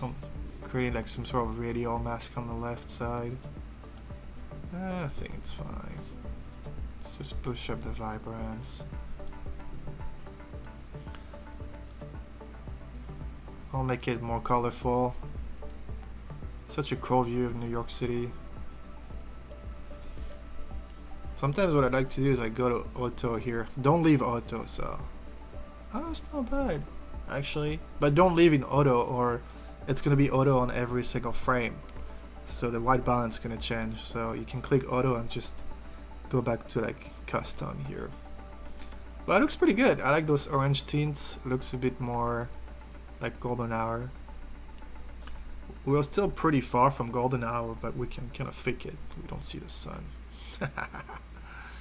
We don't see the sun. Alright, let's go down. It's still very green. I'm 26 though. That's so weird. Okay, it's a little better like this. Maybe a little bit more blue. Yeah. Okay, that's not bad like this. I'm gonna play with the blue on that one. Let's see if I push up. Yeah, maybe push up a little bit of the blue here. Oh, that's the U. Sorry, I wanted to play with the luminance of the blue. What if I make them a little bit darker? Alright. Kind of like it like this. A bit of sharpening. Oh man, isn't like the perfect city skyline? Like the bridge, the different architecture, the different buildings. Everything looks perfect from that angle.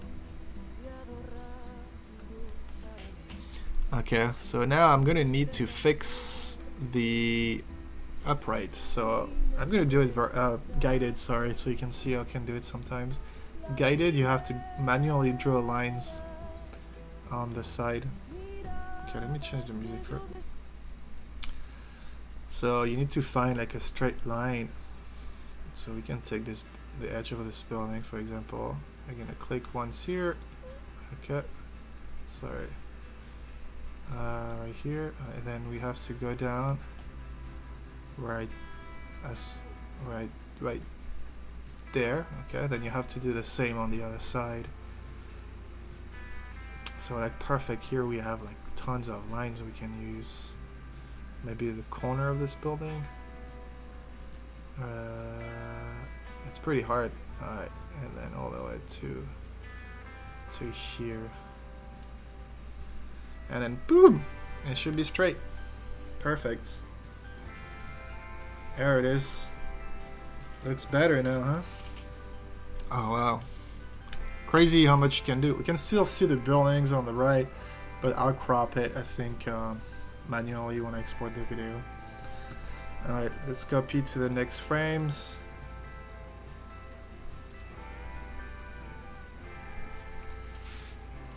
Nice. And the sun is moving down a little bit. I mean, okay, yeah, the sun is not moving. Okay, I kind of like this one. I think this one we don't need anything. And then let's see the last one. The sun is gonna show up in the shot, but we'll call it a day. Let's go to our timelapse 6. See, like our timelapse is reading the metadata automatically, and then do a quick transition. All right. Hey Pierre, nice to see you again. Pierre actually was at the workshop. Pierre was at the workshop in New York City. First workshop ever from the Timelapse company. Thank you, Pierre. Hope you had a good time. If you want to tell people in the chat what you thought about the workshop, hopefully it's good.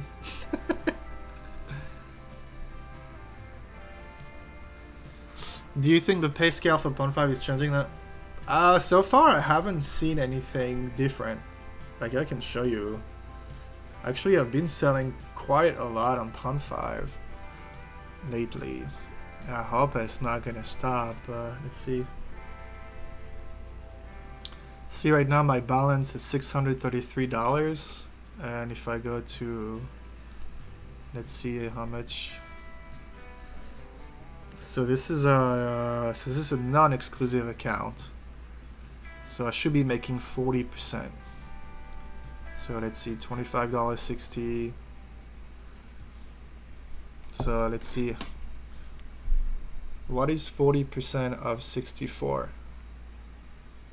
25.6. Yeah. So I'm still making 40%, and I have a second account which is a, how do you call this, exclusive account where I make 60%. I'm still making 60% too, but yeah, we'll see how it looks.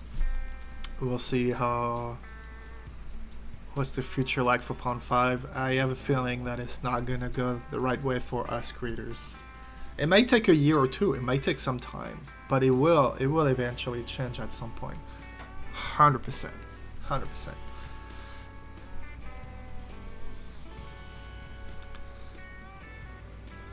It was wonderful, amazing. Well, glad you liked it, man. Working with time lapses, hurry up and wait. Yeah, that's pretty much what it is.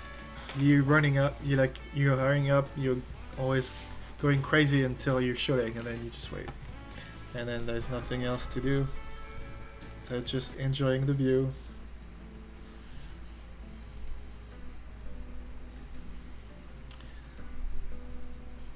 Let's see from August. Do I have anything from August I haven't edited yet?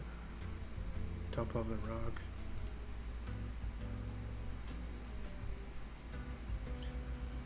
I have so many. Governor's Island, Ferry, Brooklyn Bridge Park. Am I done with this one? I have some hyperlapses I need to finish. Ferry hyperlapses, Governor's Island, Hoboken 2.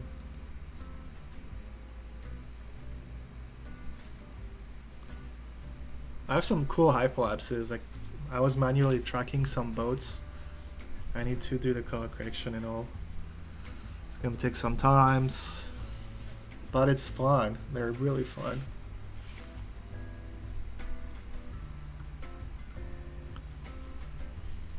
I think on this one I'll do like a reference area for the depth flicker.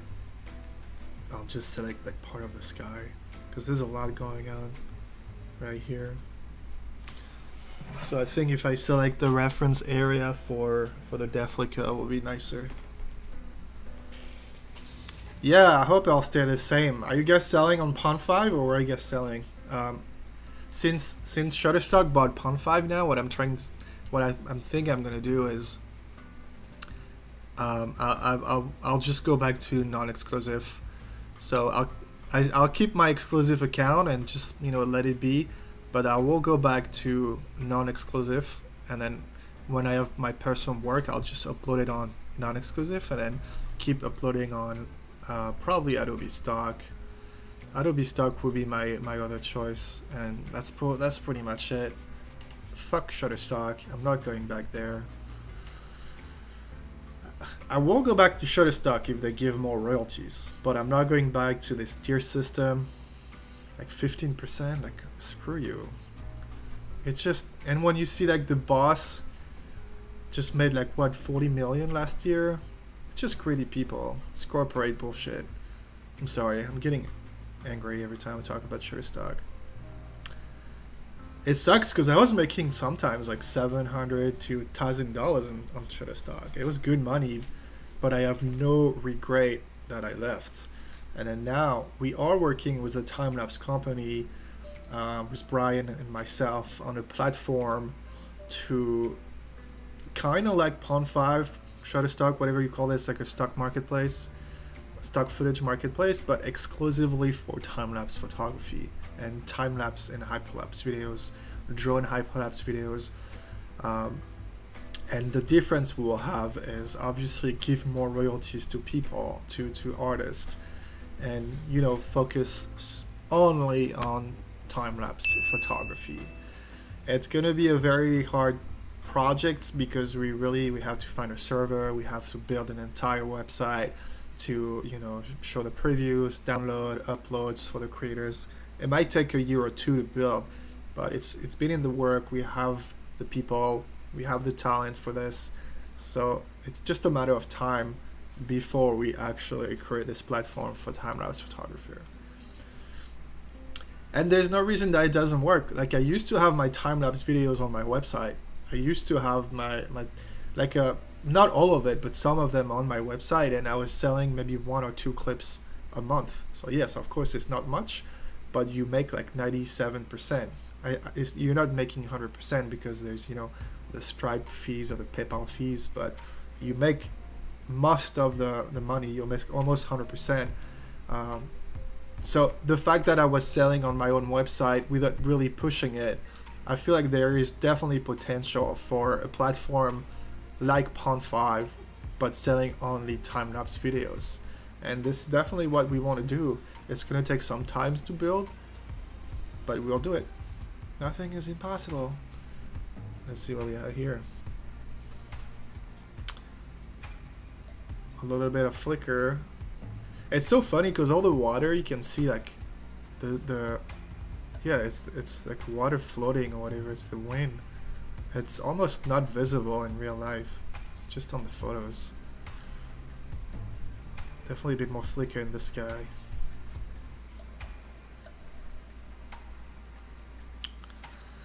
Let's do a visual depth flicker and then apply. Alright, let's see. What can you suggest on the file management for the new time-lapse person? That's a good question. Like, I can show you how I do it. I feel like it's pretty straightforward. So if I go to my Finder, so it's super easy. I have a folder time-lapse. In this folder, I have all the locations. So I start with the location because sometimes I go several times and I need to go back to the screen. Sorry. So this is it. I have a folder time-lapse, and then I have another folder for the locations I am at, and I have export. So this is the time-lapse videos, and then I final export, which is the clean time-lapse video with the index number. Those time-lapses are ready to go. Those are temporary files until they get cleaned, you know, on After Effects, and then I can delete them and then just keep the final video. When it comes to photos, I can go to, let's say, New York City. Let's see, Los Angeles. Usually what I do is, like, for Los Angeles, I have the dates, and then I have, you know, the location I am at. For New York City, since I don't go there, you know, every single day, I only have the trip as one element. And then I have in every, for the August, I have one folder for one location. And then I have all the time lapses, one folder per time lapse, and it's the same for every single location right there. I don't have the dates on there because it's not really needed. You know, you don't need, unless, you know, you shoot it often, which I don't. Having just one folder for the trip and then one folder per location is enough. If I go to like a more advanced, so if I go to time-lapse, which is kind of a, oh, actually I don't have it, I don't have the images on this drive. But when it comes to keeping my time-lapse videos, I have them on 2 hard drives. So the final product, I have them on 2 hard drives. So one of them will be here. So again, time-lapse per location, per state, per city. So see, most of the time there's only one city. Let's see, and then when I go back to the same location several times, you have per year, because this is only the time-lapse videos here, not the photos. I keep most of the photos too. So here I have all my 2019. I have my 2021s here. Got a lot of stuff in New York. 2022 here, what I've been shooting so far. And Los Angeles is the same, for example. Los Angeles, here 2019. And everything before 2019, I have another drive for this. And I have also another backup drive. So I have two types of backup drives. I have backup drives for time-lapse videos and a bunch of other stuff. And I have a backup drive, for photos and the video linked to that sequence. So that way, this is on 2 different hard drive, and I also have online backup with Backblaze. I can show you Backblaze after this. 2020, 2021, 2022. Haven't been shooting a lot this year in LA. Last time I shot was in May. Wow. And that was the eclipse. It's just been sunny in LA. There's nothing to shoot. It's boring. See, I shot more. I don't have all the time lapses in New York ready, but I shot more in New York this year. I need to finish the export, but... And the index number is amazing because if someone is interested, depending on, you know, where they saw the time lapse, most of the time the index number is with the file name.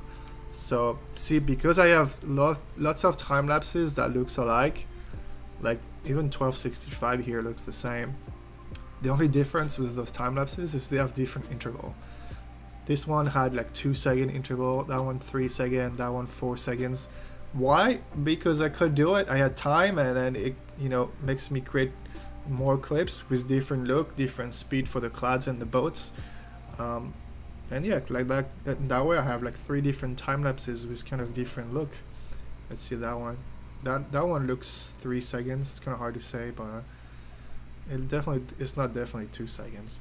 And then people tell you, oh, the index number was this one, and then in 2 seconds I can tell you where it is, which is kind of nice. And then I don't have to, okay, is this clip, is this that clip? I forgot. No, it was this index number, so you know it's that one. And usually in 5 minutes I can find a time lapse, which is you know. And then the first 2 letters is just the location. Sometimes 3 letters. So Chicago, CHI. New York is NY. We have LA, San Francisco. National Park, usually I go like NP for National Park. Texas, Dallas, we have TX. It's like a code. So it's pretty cool. And Backblaze, I have a copy of all my time-lapse videos on Backblaze as well. Actually, it's doing a backup right now. So Backblaze is pretty cheap. It's like set. Oh wow, they changed the layout. It looks different. They have like it's $7 a month, and you have unlimited storage. The only downside is you have to connect your hard drive at least once every 30 days. So it's a great program. It's a great website to back up hard drives you use all the time in case, you know, it fails. Because if you're not using your hard drive for 30 days, it will just wipe out all the data. So I used to have almost 15 terabyte of footage, but there's a couple of hard drives I'm not using anymore, so they removed them. And Timelapse Delta and Timelapse 4 Delta, that's Timelapse Delta 2, actually is solely time-lapse videos and some other stuff, but not the image sequences. You can see I'm using the Greek alphabet to name my time-lapses. Delta and Mu. This is like my editing drive, Mu. This is actually a backup editing drive. And then if you need to restore your files, it's actually free. It's $189, but for up to 8 terabytes, so you have to pay this. But if you don't want to keep the hard drive, they actually give you a refund if you send the hard drive back. So you can restore for free, or just keep the hard drive if you want to keep it, the one they send you. And I did save an entire hard drive one day, 6 terabyte of footage. The hard drive just stopped working, and I just restored it for like less than $200. And if it's just small files, you can download it directly. So see, it's loading. So let's say I lost one of my time lapses. I can go back here, United States, and then you can actually go back and then like find all the time lapses that are backed up online. It's a good system. It has its limits, you know, 30-day limit thing, but it's still good for hard drives you use all the time. There it is. That was the way I do it. Sorry, I can talk for a long time for file management. It's a Salesforce to get a commission cut. Yeah, I'm sure it's like, I don't know. It's definitely not the creators. Alright, let's see. A little bit of flicker. We'll just remove it on After Effects one day. Alright, let's go to the next one. Let's do one more, and I think we can call it for today. Let's see which one we can do. Let's do the quick sunsets, Hudson Yards, and then we'll just I'll just leave you here for today. It's been almost 2 hours. Thanks for being here. If you guys have been here since the beginning, you rock.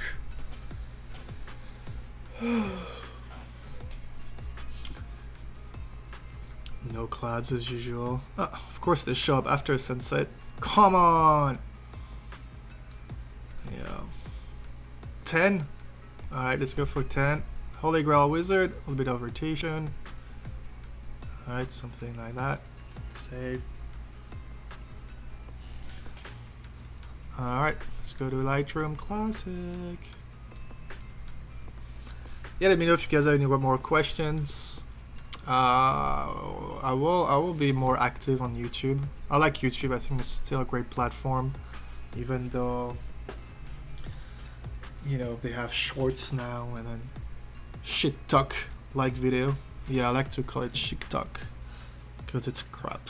It killed the social media industry. I hate shit talk. But I still think YouTube is a great platform for longer contents and lives like this. Like myself as a YouTube user, you know, as a viewer, I like long videos. Like I sometimes watch 10, 20, 30, 40-minute long video because if the content is interesting, obviously. So I don't think long content is dead. There's definitely room for it, and it's only on YouTube, definitely not on Instagram. Instagram is definitely not for long content, but sorry, sniffing. 24 people, it fluctuates a lot. It's crazy. Who has been here since the beginning? Drop a comment in the chat. I'm curious to see. Oh my god, it's 31 degrees in this apartment. It's 87 Fahrenheit.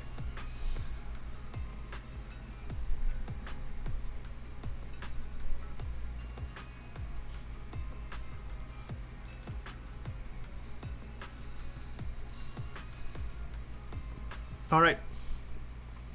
Hudson Yards. Just love Hudson Yards.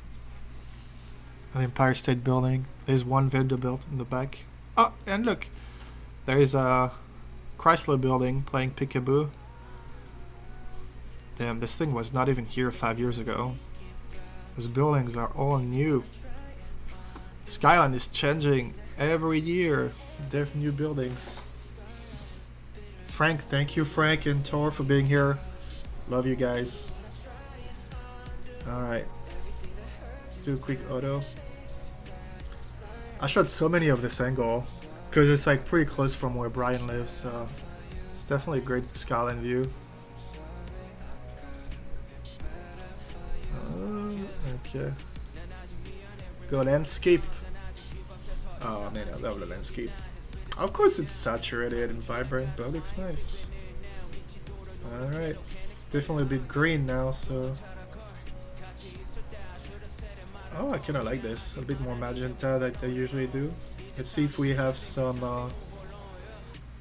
dust spots. See, I was shooting f5.6. Not sure why I went that open, but all the dust spots are not visible.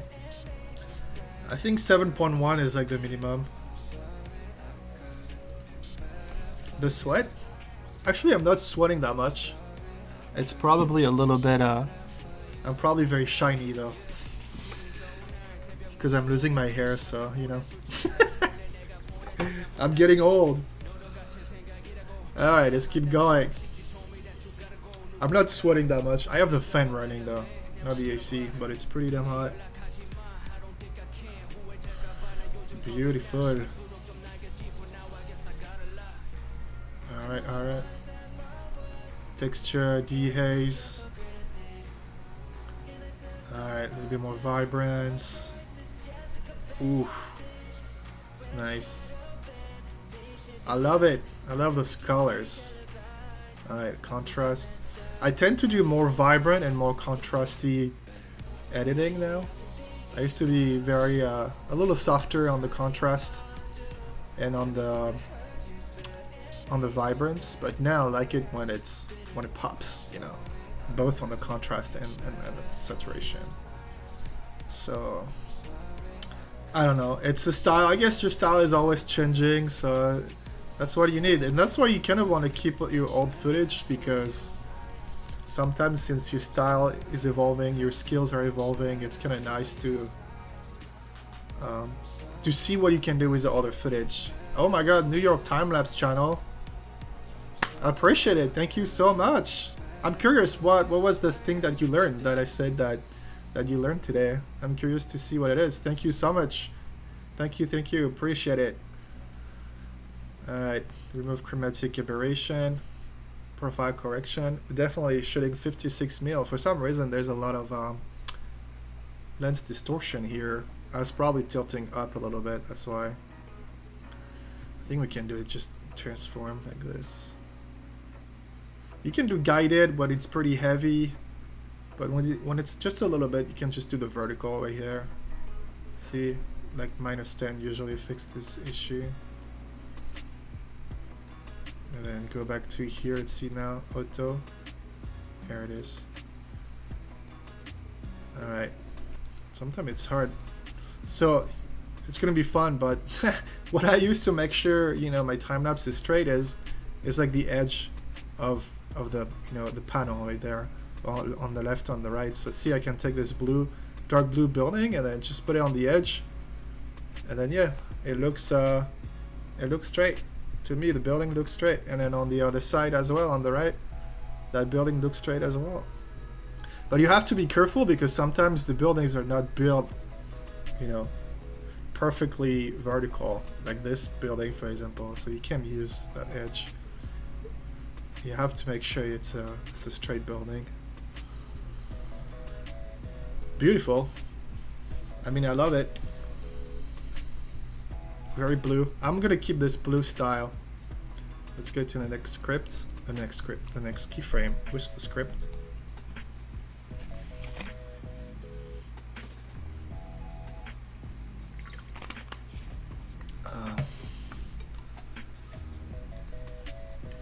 Here I'm gonna do a little bit more exposure. So sometimes you can see your exposure changing a little bit on a day to night. Well, it's only because of, you know, the Holy Grail wizard.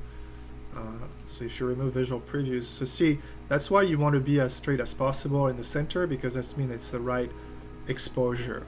If you're a little bit over here, it will be a little bit brighter, and if you're here, it's brighter, and then under it'll be a little darker. You know what I mean? So that's why you want to keep it as straight as possible.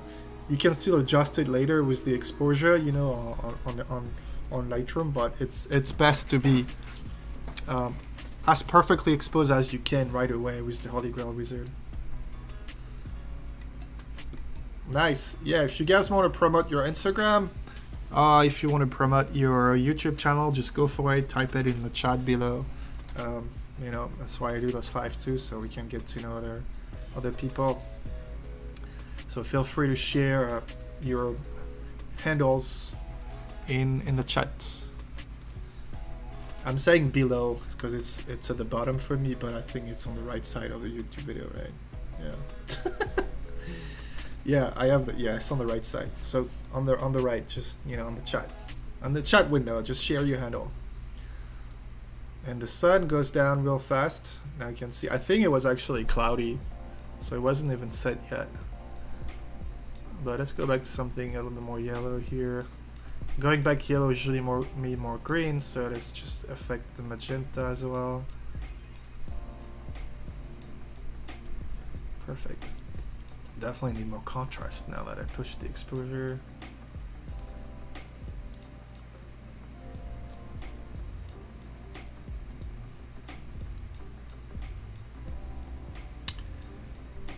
Wait, Den TV USA, you here? Wait, did I miss something? Sorry, I didn't know you were here, man. Amazing. I didn't TV. Good job, buddy. Oh, that's you. Okay, I thought you were like talking. Okay, nice to see you, man. Nice to see you here. This guy has amazing photos of New York City. The kings of lineups, I call him. Yeah, go follow Den TV USA. He has some great work on Instagram. Okay. Alright, so let's keep going. Not much to do here. And I want to sneeze. But if I start sneezing, I'm gonna sneeze for like 10 minutes since I'm sick. But I'm gonna sneeze later. Oh, those damn birds. Do you guys want me to do like a review? Do you guys want me to do like a review live? I like doing those videos. It was kind of nice. I did it with Joe from NYC Timescape one day. It was pretty fun reviewing your time-lapse videos live.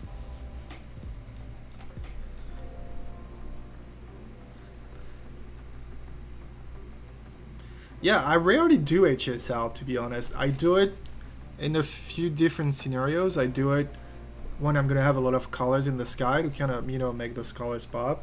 And I do it if the white balance doesn't quite work for the skyline and the sky. So sometimes I like having a very blue, you know, temperature for my skyline, but that makes the sky too blue. So what you do is you keep your white balance as is, and then you just go into HSL and adjust the blue saturation and luminance, and usually that works well. It's usually around blue hour. So if I have a time lapse of blue hour like this is what I'm gonna do. But yeah, I have to be honest, I rarely use actually HSL. Not rarely, I often don't use it. Let's say it like this. I often don't use it. Okay. Here I don't think we're gonna have a problem. But you know, like it's like I'm gonna say it again, color correction is, so yes, there's a few guideline rules you can follow that will make it, you know, better for the time lapse. But let me change music because it's kind of hard to talk with lyrics. There's no rules, you know, like you do whatever you want with the color. You give the style that you want. I have a pretty, so yes, the colors I have are pretty vibrant, pretty contrasty. It's nice. I'm still, to me, I like to call it, it's a very neutral look. You know, I create more contrast, I create more vibrance and saturation, but overall that's all I do.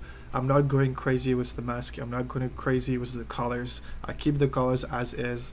You know, you could go in HSL, you could use some presets if you want. I think this is my style, is to keep it as natural as possible. Make, you know, more contrast, more colors, make it pop. And I think to me it does the job well. You know, it keeps a very natural look on the image. And this is what I like to call my work. It's my color correction style. It's natural look, in my opinion. You know, I'm not going crazy. I'm not trying to go cinematic. I'm not trying to go like a certain style. I keep it as it was, more or less. Yeah, more or less. So if you're doing something different, it's all good. If you want to get better at it, I guess, yeah, if there's stuff you do that you don't like, adjust it and then try to play with the different settings until you find like a style that you like. You know, we have different style. It's funny because I have a friend of mine called Justin. You've probably seen on my channel. He has a very turquoise look. He like to have a lot of turquoise in his time lapses. So every time I see one of his time lapse somewhere on YouTube or whatever, because he sells online as well, I can tell you right away it's his own style, because he likes the turquoise, kind of blue-green-ish kind of style. And it works. It works. It's not my style. It's not the way I would edit it, but it works. So if don't say my color looks better, it might look different compared to your style. If there's something you don't like with the way you're doing it, just adjust it. You know, like try to see what could be improved then for your own style and your own, you know, your own style. Yeah, your own look, I guess. I like my style. Yeah, it's. I don't think I have a style. Like literally, look, it's just creating contrasts and making the color more vibrant, trying to find the perfect white balance. It's pretty simple.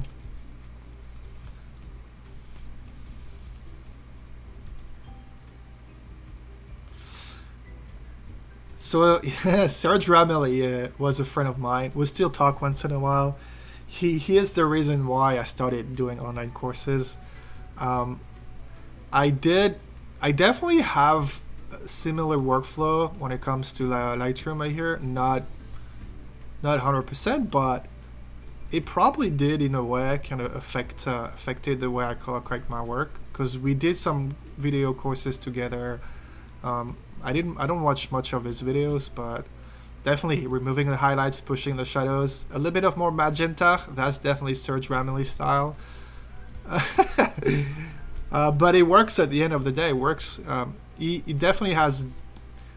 He does more collection and edit that I do. Like you can't do as much color correction as you would on a still image. Like in time-lapse, if you go crazy with the color correction, it's not gonna look good. It's gonna introduce contrast flicker. It's gonna look unnatural in my opinion. So that's why you can do crazy. You can go crazy like Serge Ramilly on some of his photos. But yeah, Serge used to live in LA. He's in Florida now. He used to live in LA, but yeah, we definitely, yeah, we're a good friend. Yeah, we're a good friend. Oh, we have a bit of colors right there. Not bad. Serge Ramilly is a magenta guy. He likes magenta on his colors, on his images. He does like filters as well. He does like vignetting. He does have a lot of vignetting. I kind of like this colors. It looks pretty cool. Gosh, before and after. God bless raw images. Whoever created raw images, this guy's a king.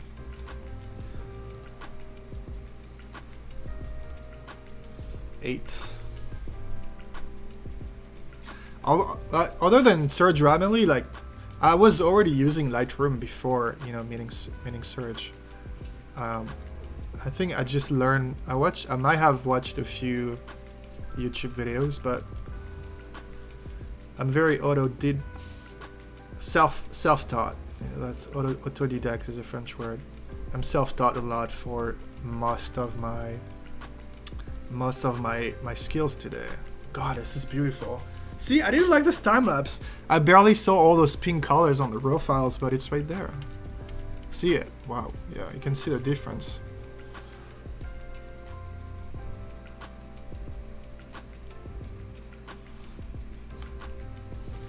Oh, we do have styles, Frank. We definitely do.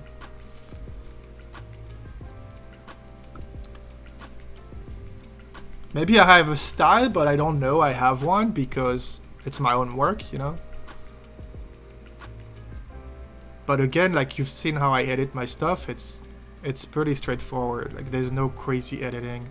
There's no crazy like, oh, let's make the blue more turquoise or purple, let's change this color, have heavy vignetting, mask here.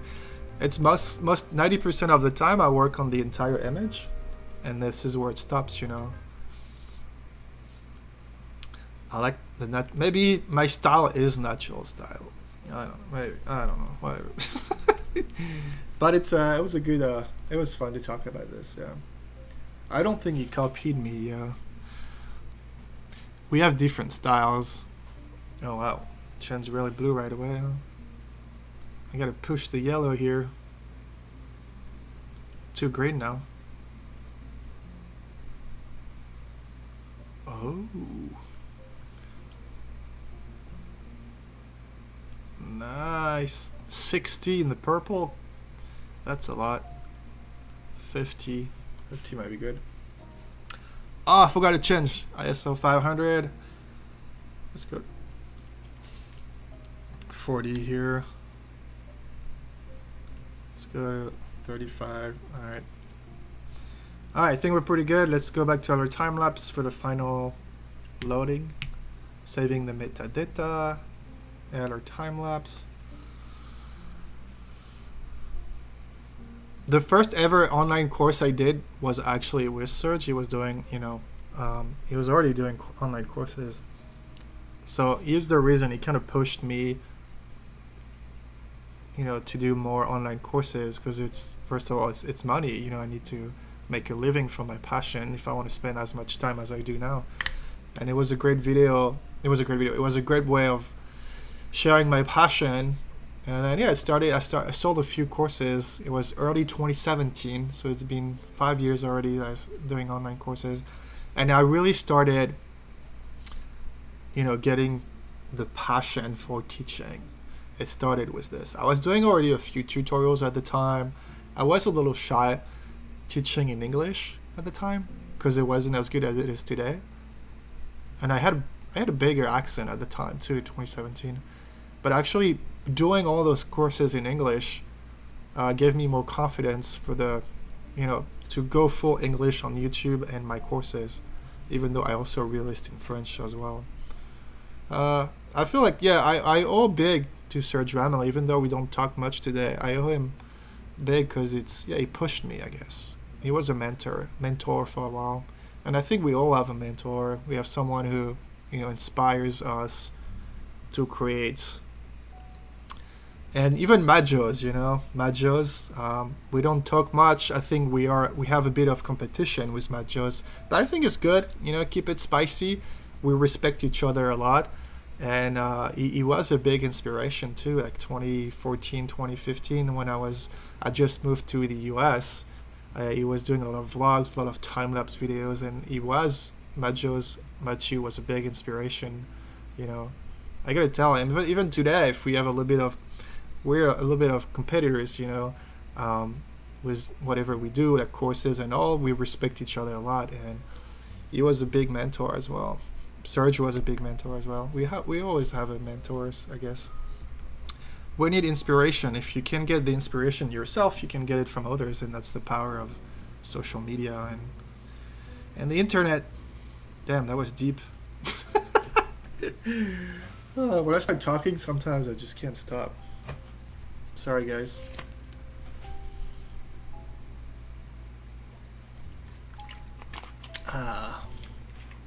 There's a little jazz music in the back. Pretty cute.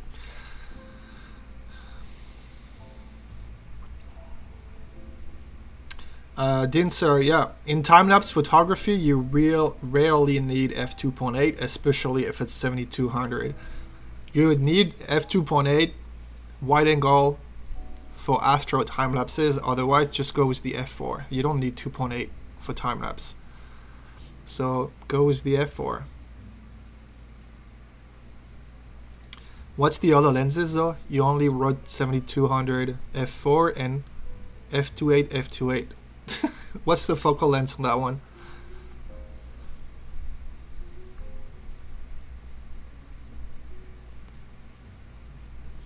From Australia. Hey, her Priller, is that how you say your name?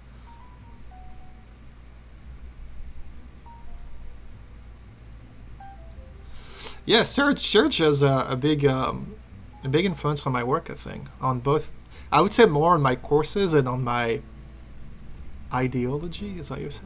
Like on the way what I want to do with my work, mostly more than the way I color correct. I think I just found my own style. Maybe unconsciously it had an effect on my color correction.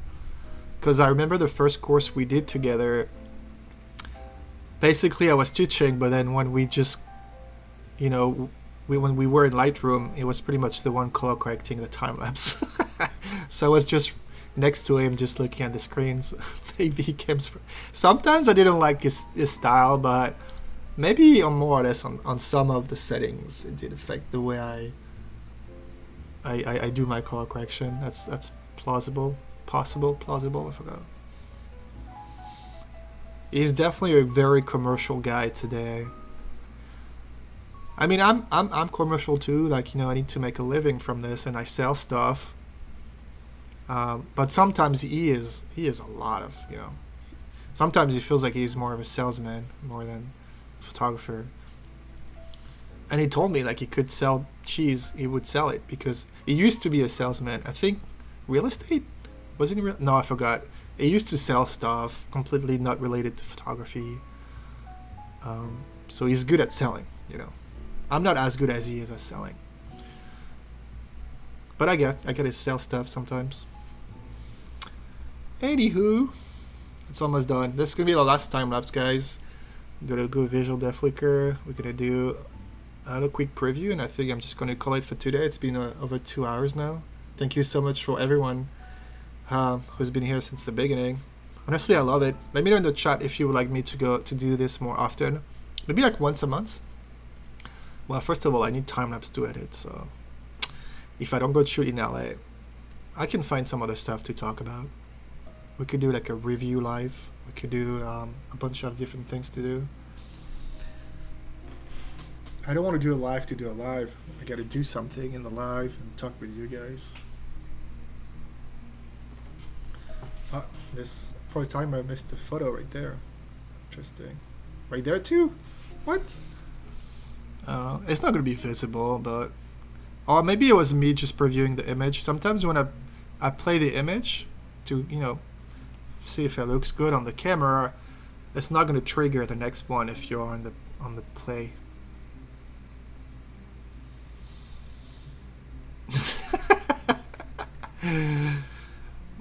I sold you on Timelapse and Timelapse and Pro Timer, yeah, but it's not my product. If you want to buy my courses, I'm gonna sell you my courses right now. Just go on my website, emerictimelapse.com, and I have courses like Serge Ramilly. So if you want to learn time-lapse photography, you can go on emerictimelapse.com, courses, and then I have 36 hours of online courses to learn everything you need to know. This is the complete pack here. This is the most the best value because there's all my courses ever created for 36 hours, 147 videos. There's a masterclass, there's a settings course, there's an advanced cleaning on After Effects, there's a hyperlapse course, there's a LR time-lapse course, a color correction course, a quick introduction with the basics, and the masterclass. Alright, I'm going to copy the link here if you ever at some point want to support me and watch my courses and learn. Here it is. Bonjour, mesdames et messieurs. This is Emeric Lebers, French photographer. If that is how Serge Ramilly likes to introduce himself. He's a pretty funny guy.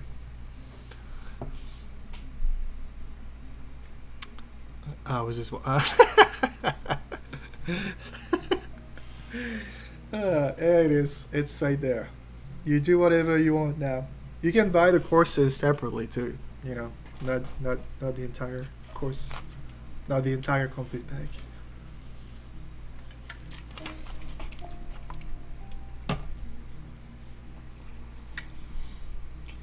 Yeah, and Venice, Venezia. Venice is definitely a good place for time lapses.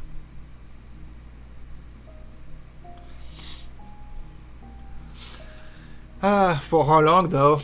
Isn't the city of Venice just, you know, sinking right now? I guess the entire world would be dead soon. It's the end of the world.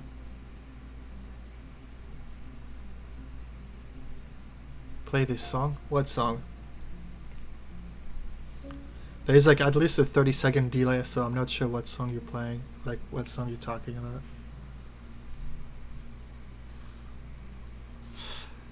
Alright, almost done. Oh, there's a little bug here. Try. How many songs have we played? Oh, almost 100 songs? Oh yeah. Wow, we played a lot of music today. And not a single copyrighted issue because it's Epidemic Sound. 30-day free trial in the description below. And if you subscribe to the free trial, I get a little bit of money. It's not much, it's like $7 I think. But it's something. And then you can use all the songs you want for 30 days. And even if you decide to cancel, at the end, you can still own the right to use the songs. You don't have to remove the videos. So that's cool. Okay, so for that one, I think, let's see. Oh, there's clouds at the end though. I feel like we could do the entire image. There's just a little issue right here. Let's see what was happen here. Not sure. Let's play it with the flicker.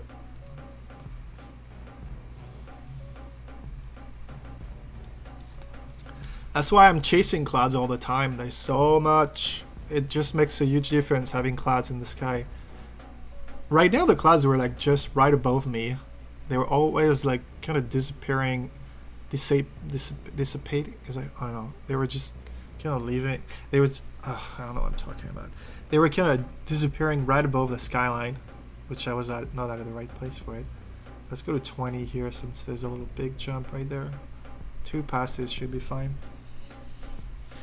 Once a month would be great to watch your craft. Alright, I want to do once a month. The only thing is like I need stuff to edit, you know. So if I'm not shooting for a while, I don't have time lapses to edit.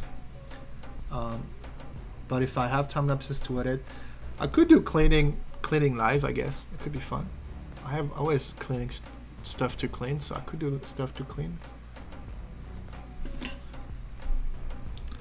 Alright, we're almost done with this live. Just one more pass.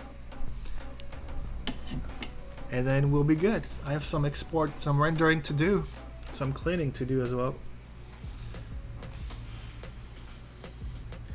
Oh man, it's so much waiting. Yeah, time-lapse photography. It's so funny because I can be very, very patient with... I can be very patient with time-lapse photography, but there's so much...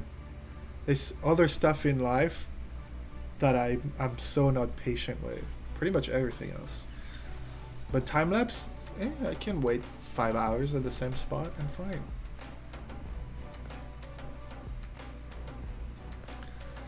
Yeah, the Day to Night course is actually not in the newer pack because it's from 2017, and the way I shoot Day to Night is very different now from what I do it now. It's the old course, but I am actually teaching Day to Night in the in the perfect settings.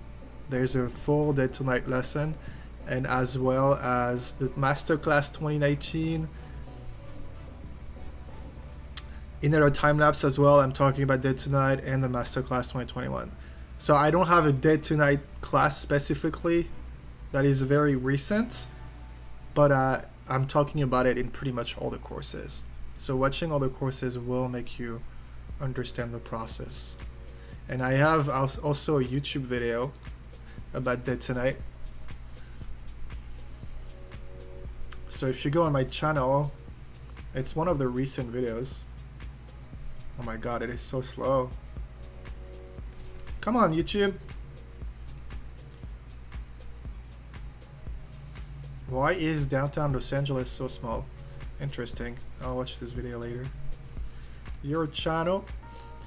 So I was working on a more recent course, and since Day to Night course, but since I didn't finish it, I posted the few videos I shot on YouTube. So I have this one, how to shoot a Day to Night Holy Grail, and Day to Night time-lapse workflow. Those videos are free, but if you want more details, I'll give a lot more details with the complete pack. Wow, I have a lot of videos. Oh, here it is. I have a video which is 2017 versus 2022. Like that way, that explained to you what's the difference from 5 years ago and from now. So why the 2017 Day to Night course is not available anymore. 2,700 views, not too bad. Alright, almost done with our time lapse.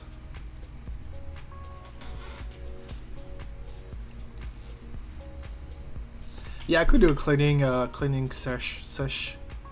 I could do it next month. I could even do it next week because I have so much content to clean. Like, where's the finder? If you go to like time lapse, I need to go in here. Where is it? Time lapse export. All this has to be clean right there, and Hoboken 3 as well. It was like almost, I think, 7 minutes of time-lapse videos to clean. Most of them are fine, so I'll just take a few minutes, but I still have to clean and render a second time. I have some cool stuff. Oh yeah, that one is nice. I think that one has a few blurry images because it was from top of the rock, so it was kind of windy. So yeah, always cleaning to do.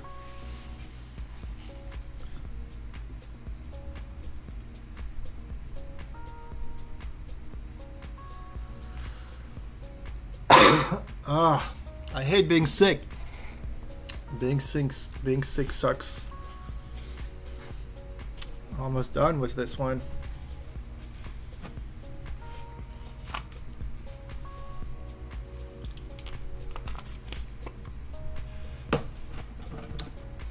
Well, thanks for being here, guys. I wonder how many people showed up total. I have no clue. Well, no problem, Frank. Thank you for being here. You know, if I was sharing to no one, that would be kind of pointless to do this. So I love sharing, I love teaching. Both of my parents are teachers, so I guess that made sense to kind of follow this this career in a way. We're doing with time-lapse, with, you know, it's a niche, so. But thank you guys for being here, following along, engaging with me in the chat. Honestly, I love it. I love it. Time-lapse photography, like, literally changed my life in so many ways. Like, all the people I know in the US now, 99% of them is because of time-lapse photography. 99%. I'm not kidding. All the friends I have, even good friends nowadays, time-lapse. It's so good. I love it. How it just changed my life. I got my green card because of time-lapse. I make money because of time-lapse. I make friends because of time-lapse. I can travel and meet people because of time-lapse. You know, it's amazing. It's amazing. So thank you guys, you know, for being here and making this possible. Appreciate it. All right. We have the leaf blower in the back telling me it's almost time to go. I think a couple more minutes and then we can do a preview, and then I will just let you go back to your normal life. Because it's getting hot by the minute here. And it's cloudy, but it's hot. Well, this is cloudy. It's 36 outside. It's not that bad. What is it in Fahrenheit? It's 97 Fahrenheit. There's a chance of rain at 2 p.m. Nice. I like the rain.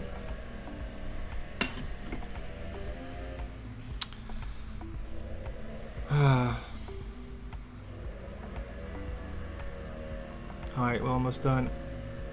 There's still a little jump here at like 1, 2, 3, 4, 5, 6, 7, 8th keyframe for some reason. I don't think it's going to be visible, and if it's not fixed with the visual depth flicker here, that's something that can be fixed with, again, After Effects and Need Video or Flickr free plugin.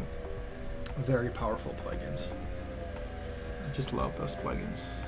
It's second pass and we're done. Sorry for the noise in the back. Oh my god, is this serious? Almost done. Oh my god, it just takes so much time. 500 frames, I guess. I think it's so hot too. I'm not gonna do After Effects today. It's been over 2 hours and a half already. I'll do a cleaning live in the next couple of weeks. I have a vlog I want to release as well. It's a cool vlog. I mean, it's the workshop, but it's pretty cool. That way you'll see what we do and everything. Why is it taking so much time for the second pass though? Let's see if we can just play it real quick. Yeah, we have a little bit. Alright. Yeah, those cards were nice. I'll share those on YouTube. I think I'll do like kind of compilation videos. I have some Los Angeles one I want to share as well. I have too many time lapses since 2 years I haven't shared, so I'll do like a quick video. Yeah, it's only taking another 5 minutes, so I think I'm just gonna go, guys. Thank you again so much to everyone who's been here since the beginning. You guys rock. Follow me on Instagram. Click subscribe if you haven't done so. Really helps keeping this channel active. And then I think I'm just gonna let you go. And then thank you so much. It was really nice to spend some time here. Glad to be back on YouTube. Glad to be back doing time lapses. I'm gonna give you a few since there is like a 30-second delay. Give you some times to comment in the chat if you want to. Oh wow. Yeah, there is like at least a 1 minute delay. That's crazy. Maybe the time that I say goodbye, the time lapse gonna be done. Yep. I don't know how big the delay is, but alright guys. I appreciate it. Take care. And then it was nice seeing you. Bye. How do we end this? No, I know. Cheers guys.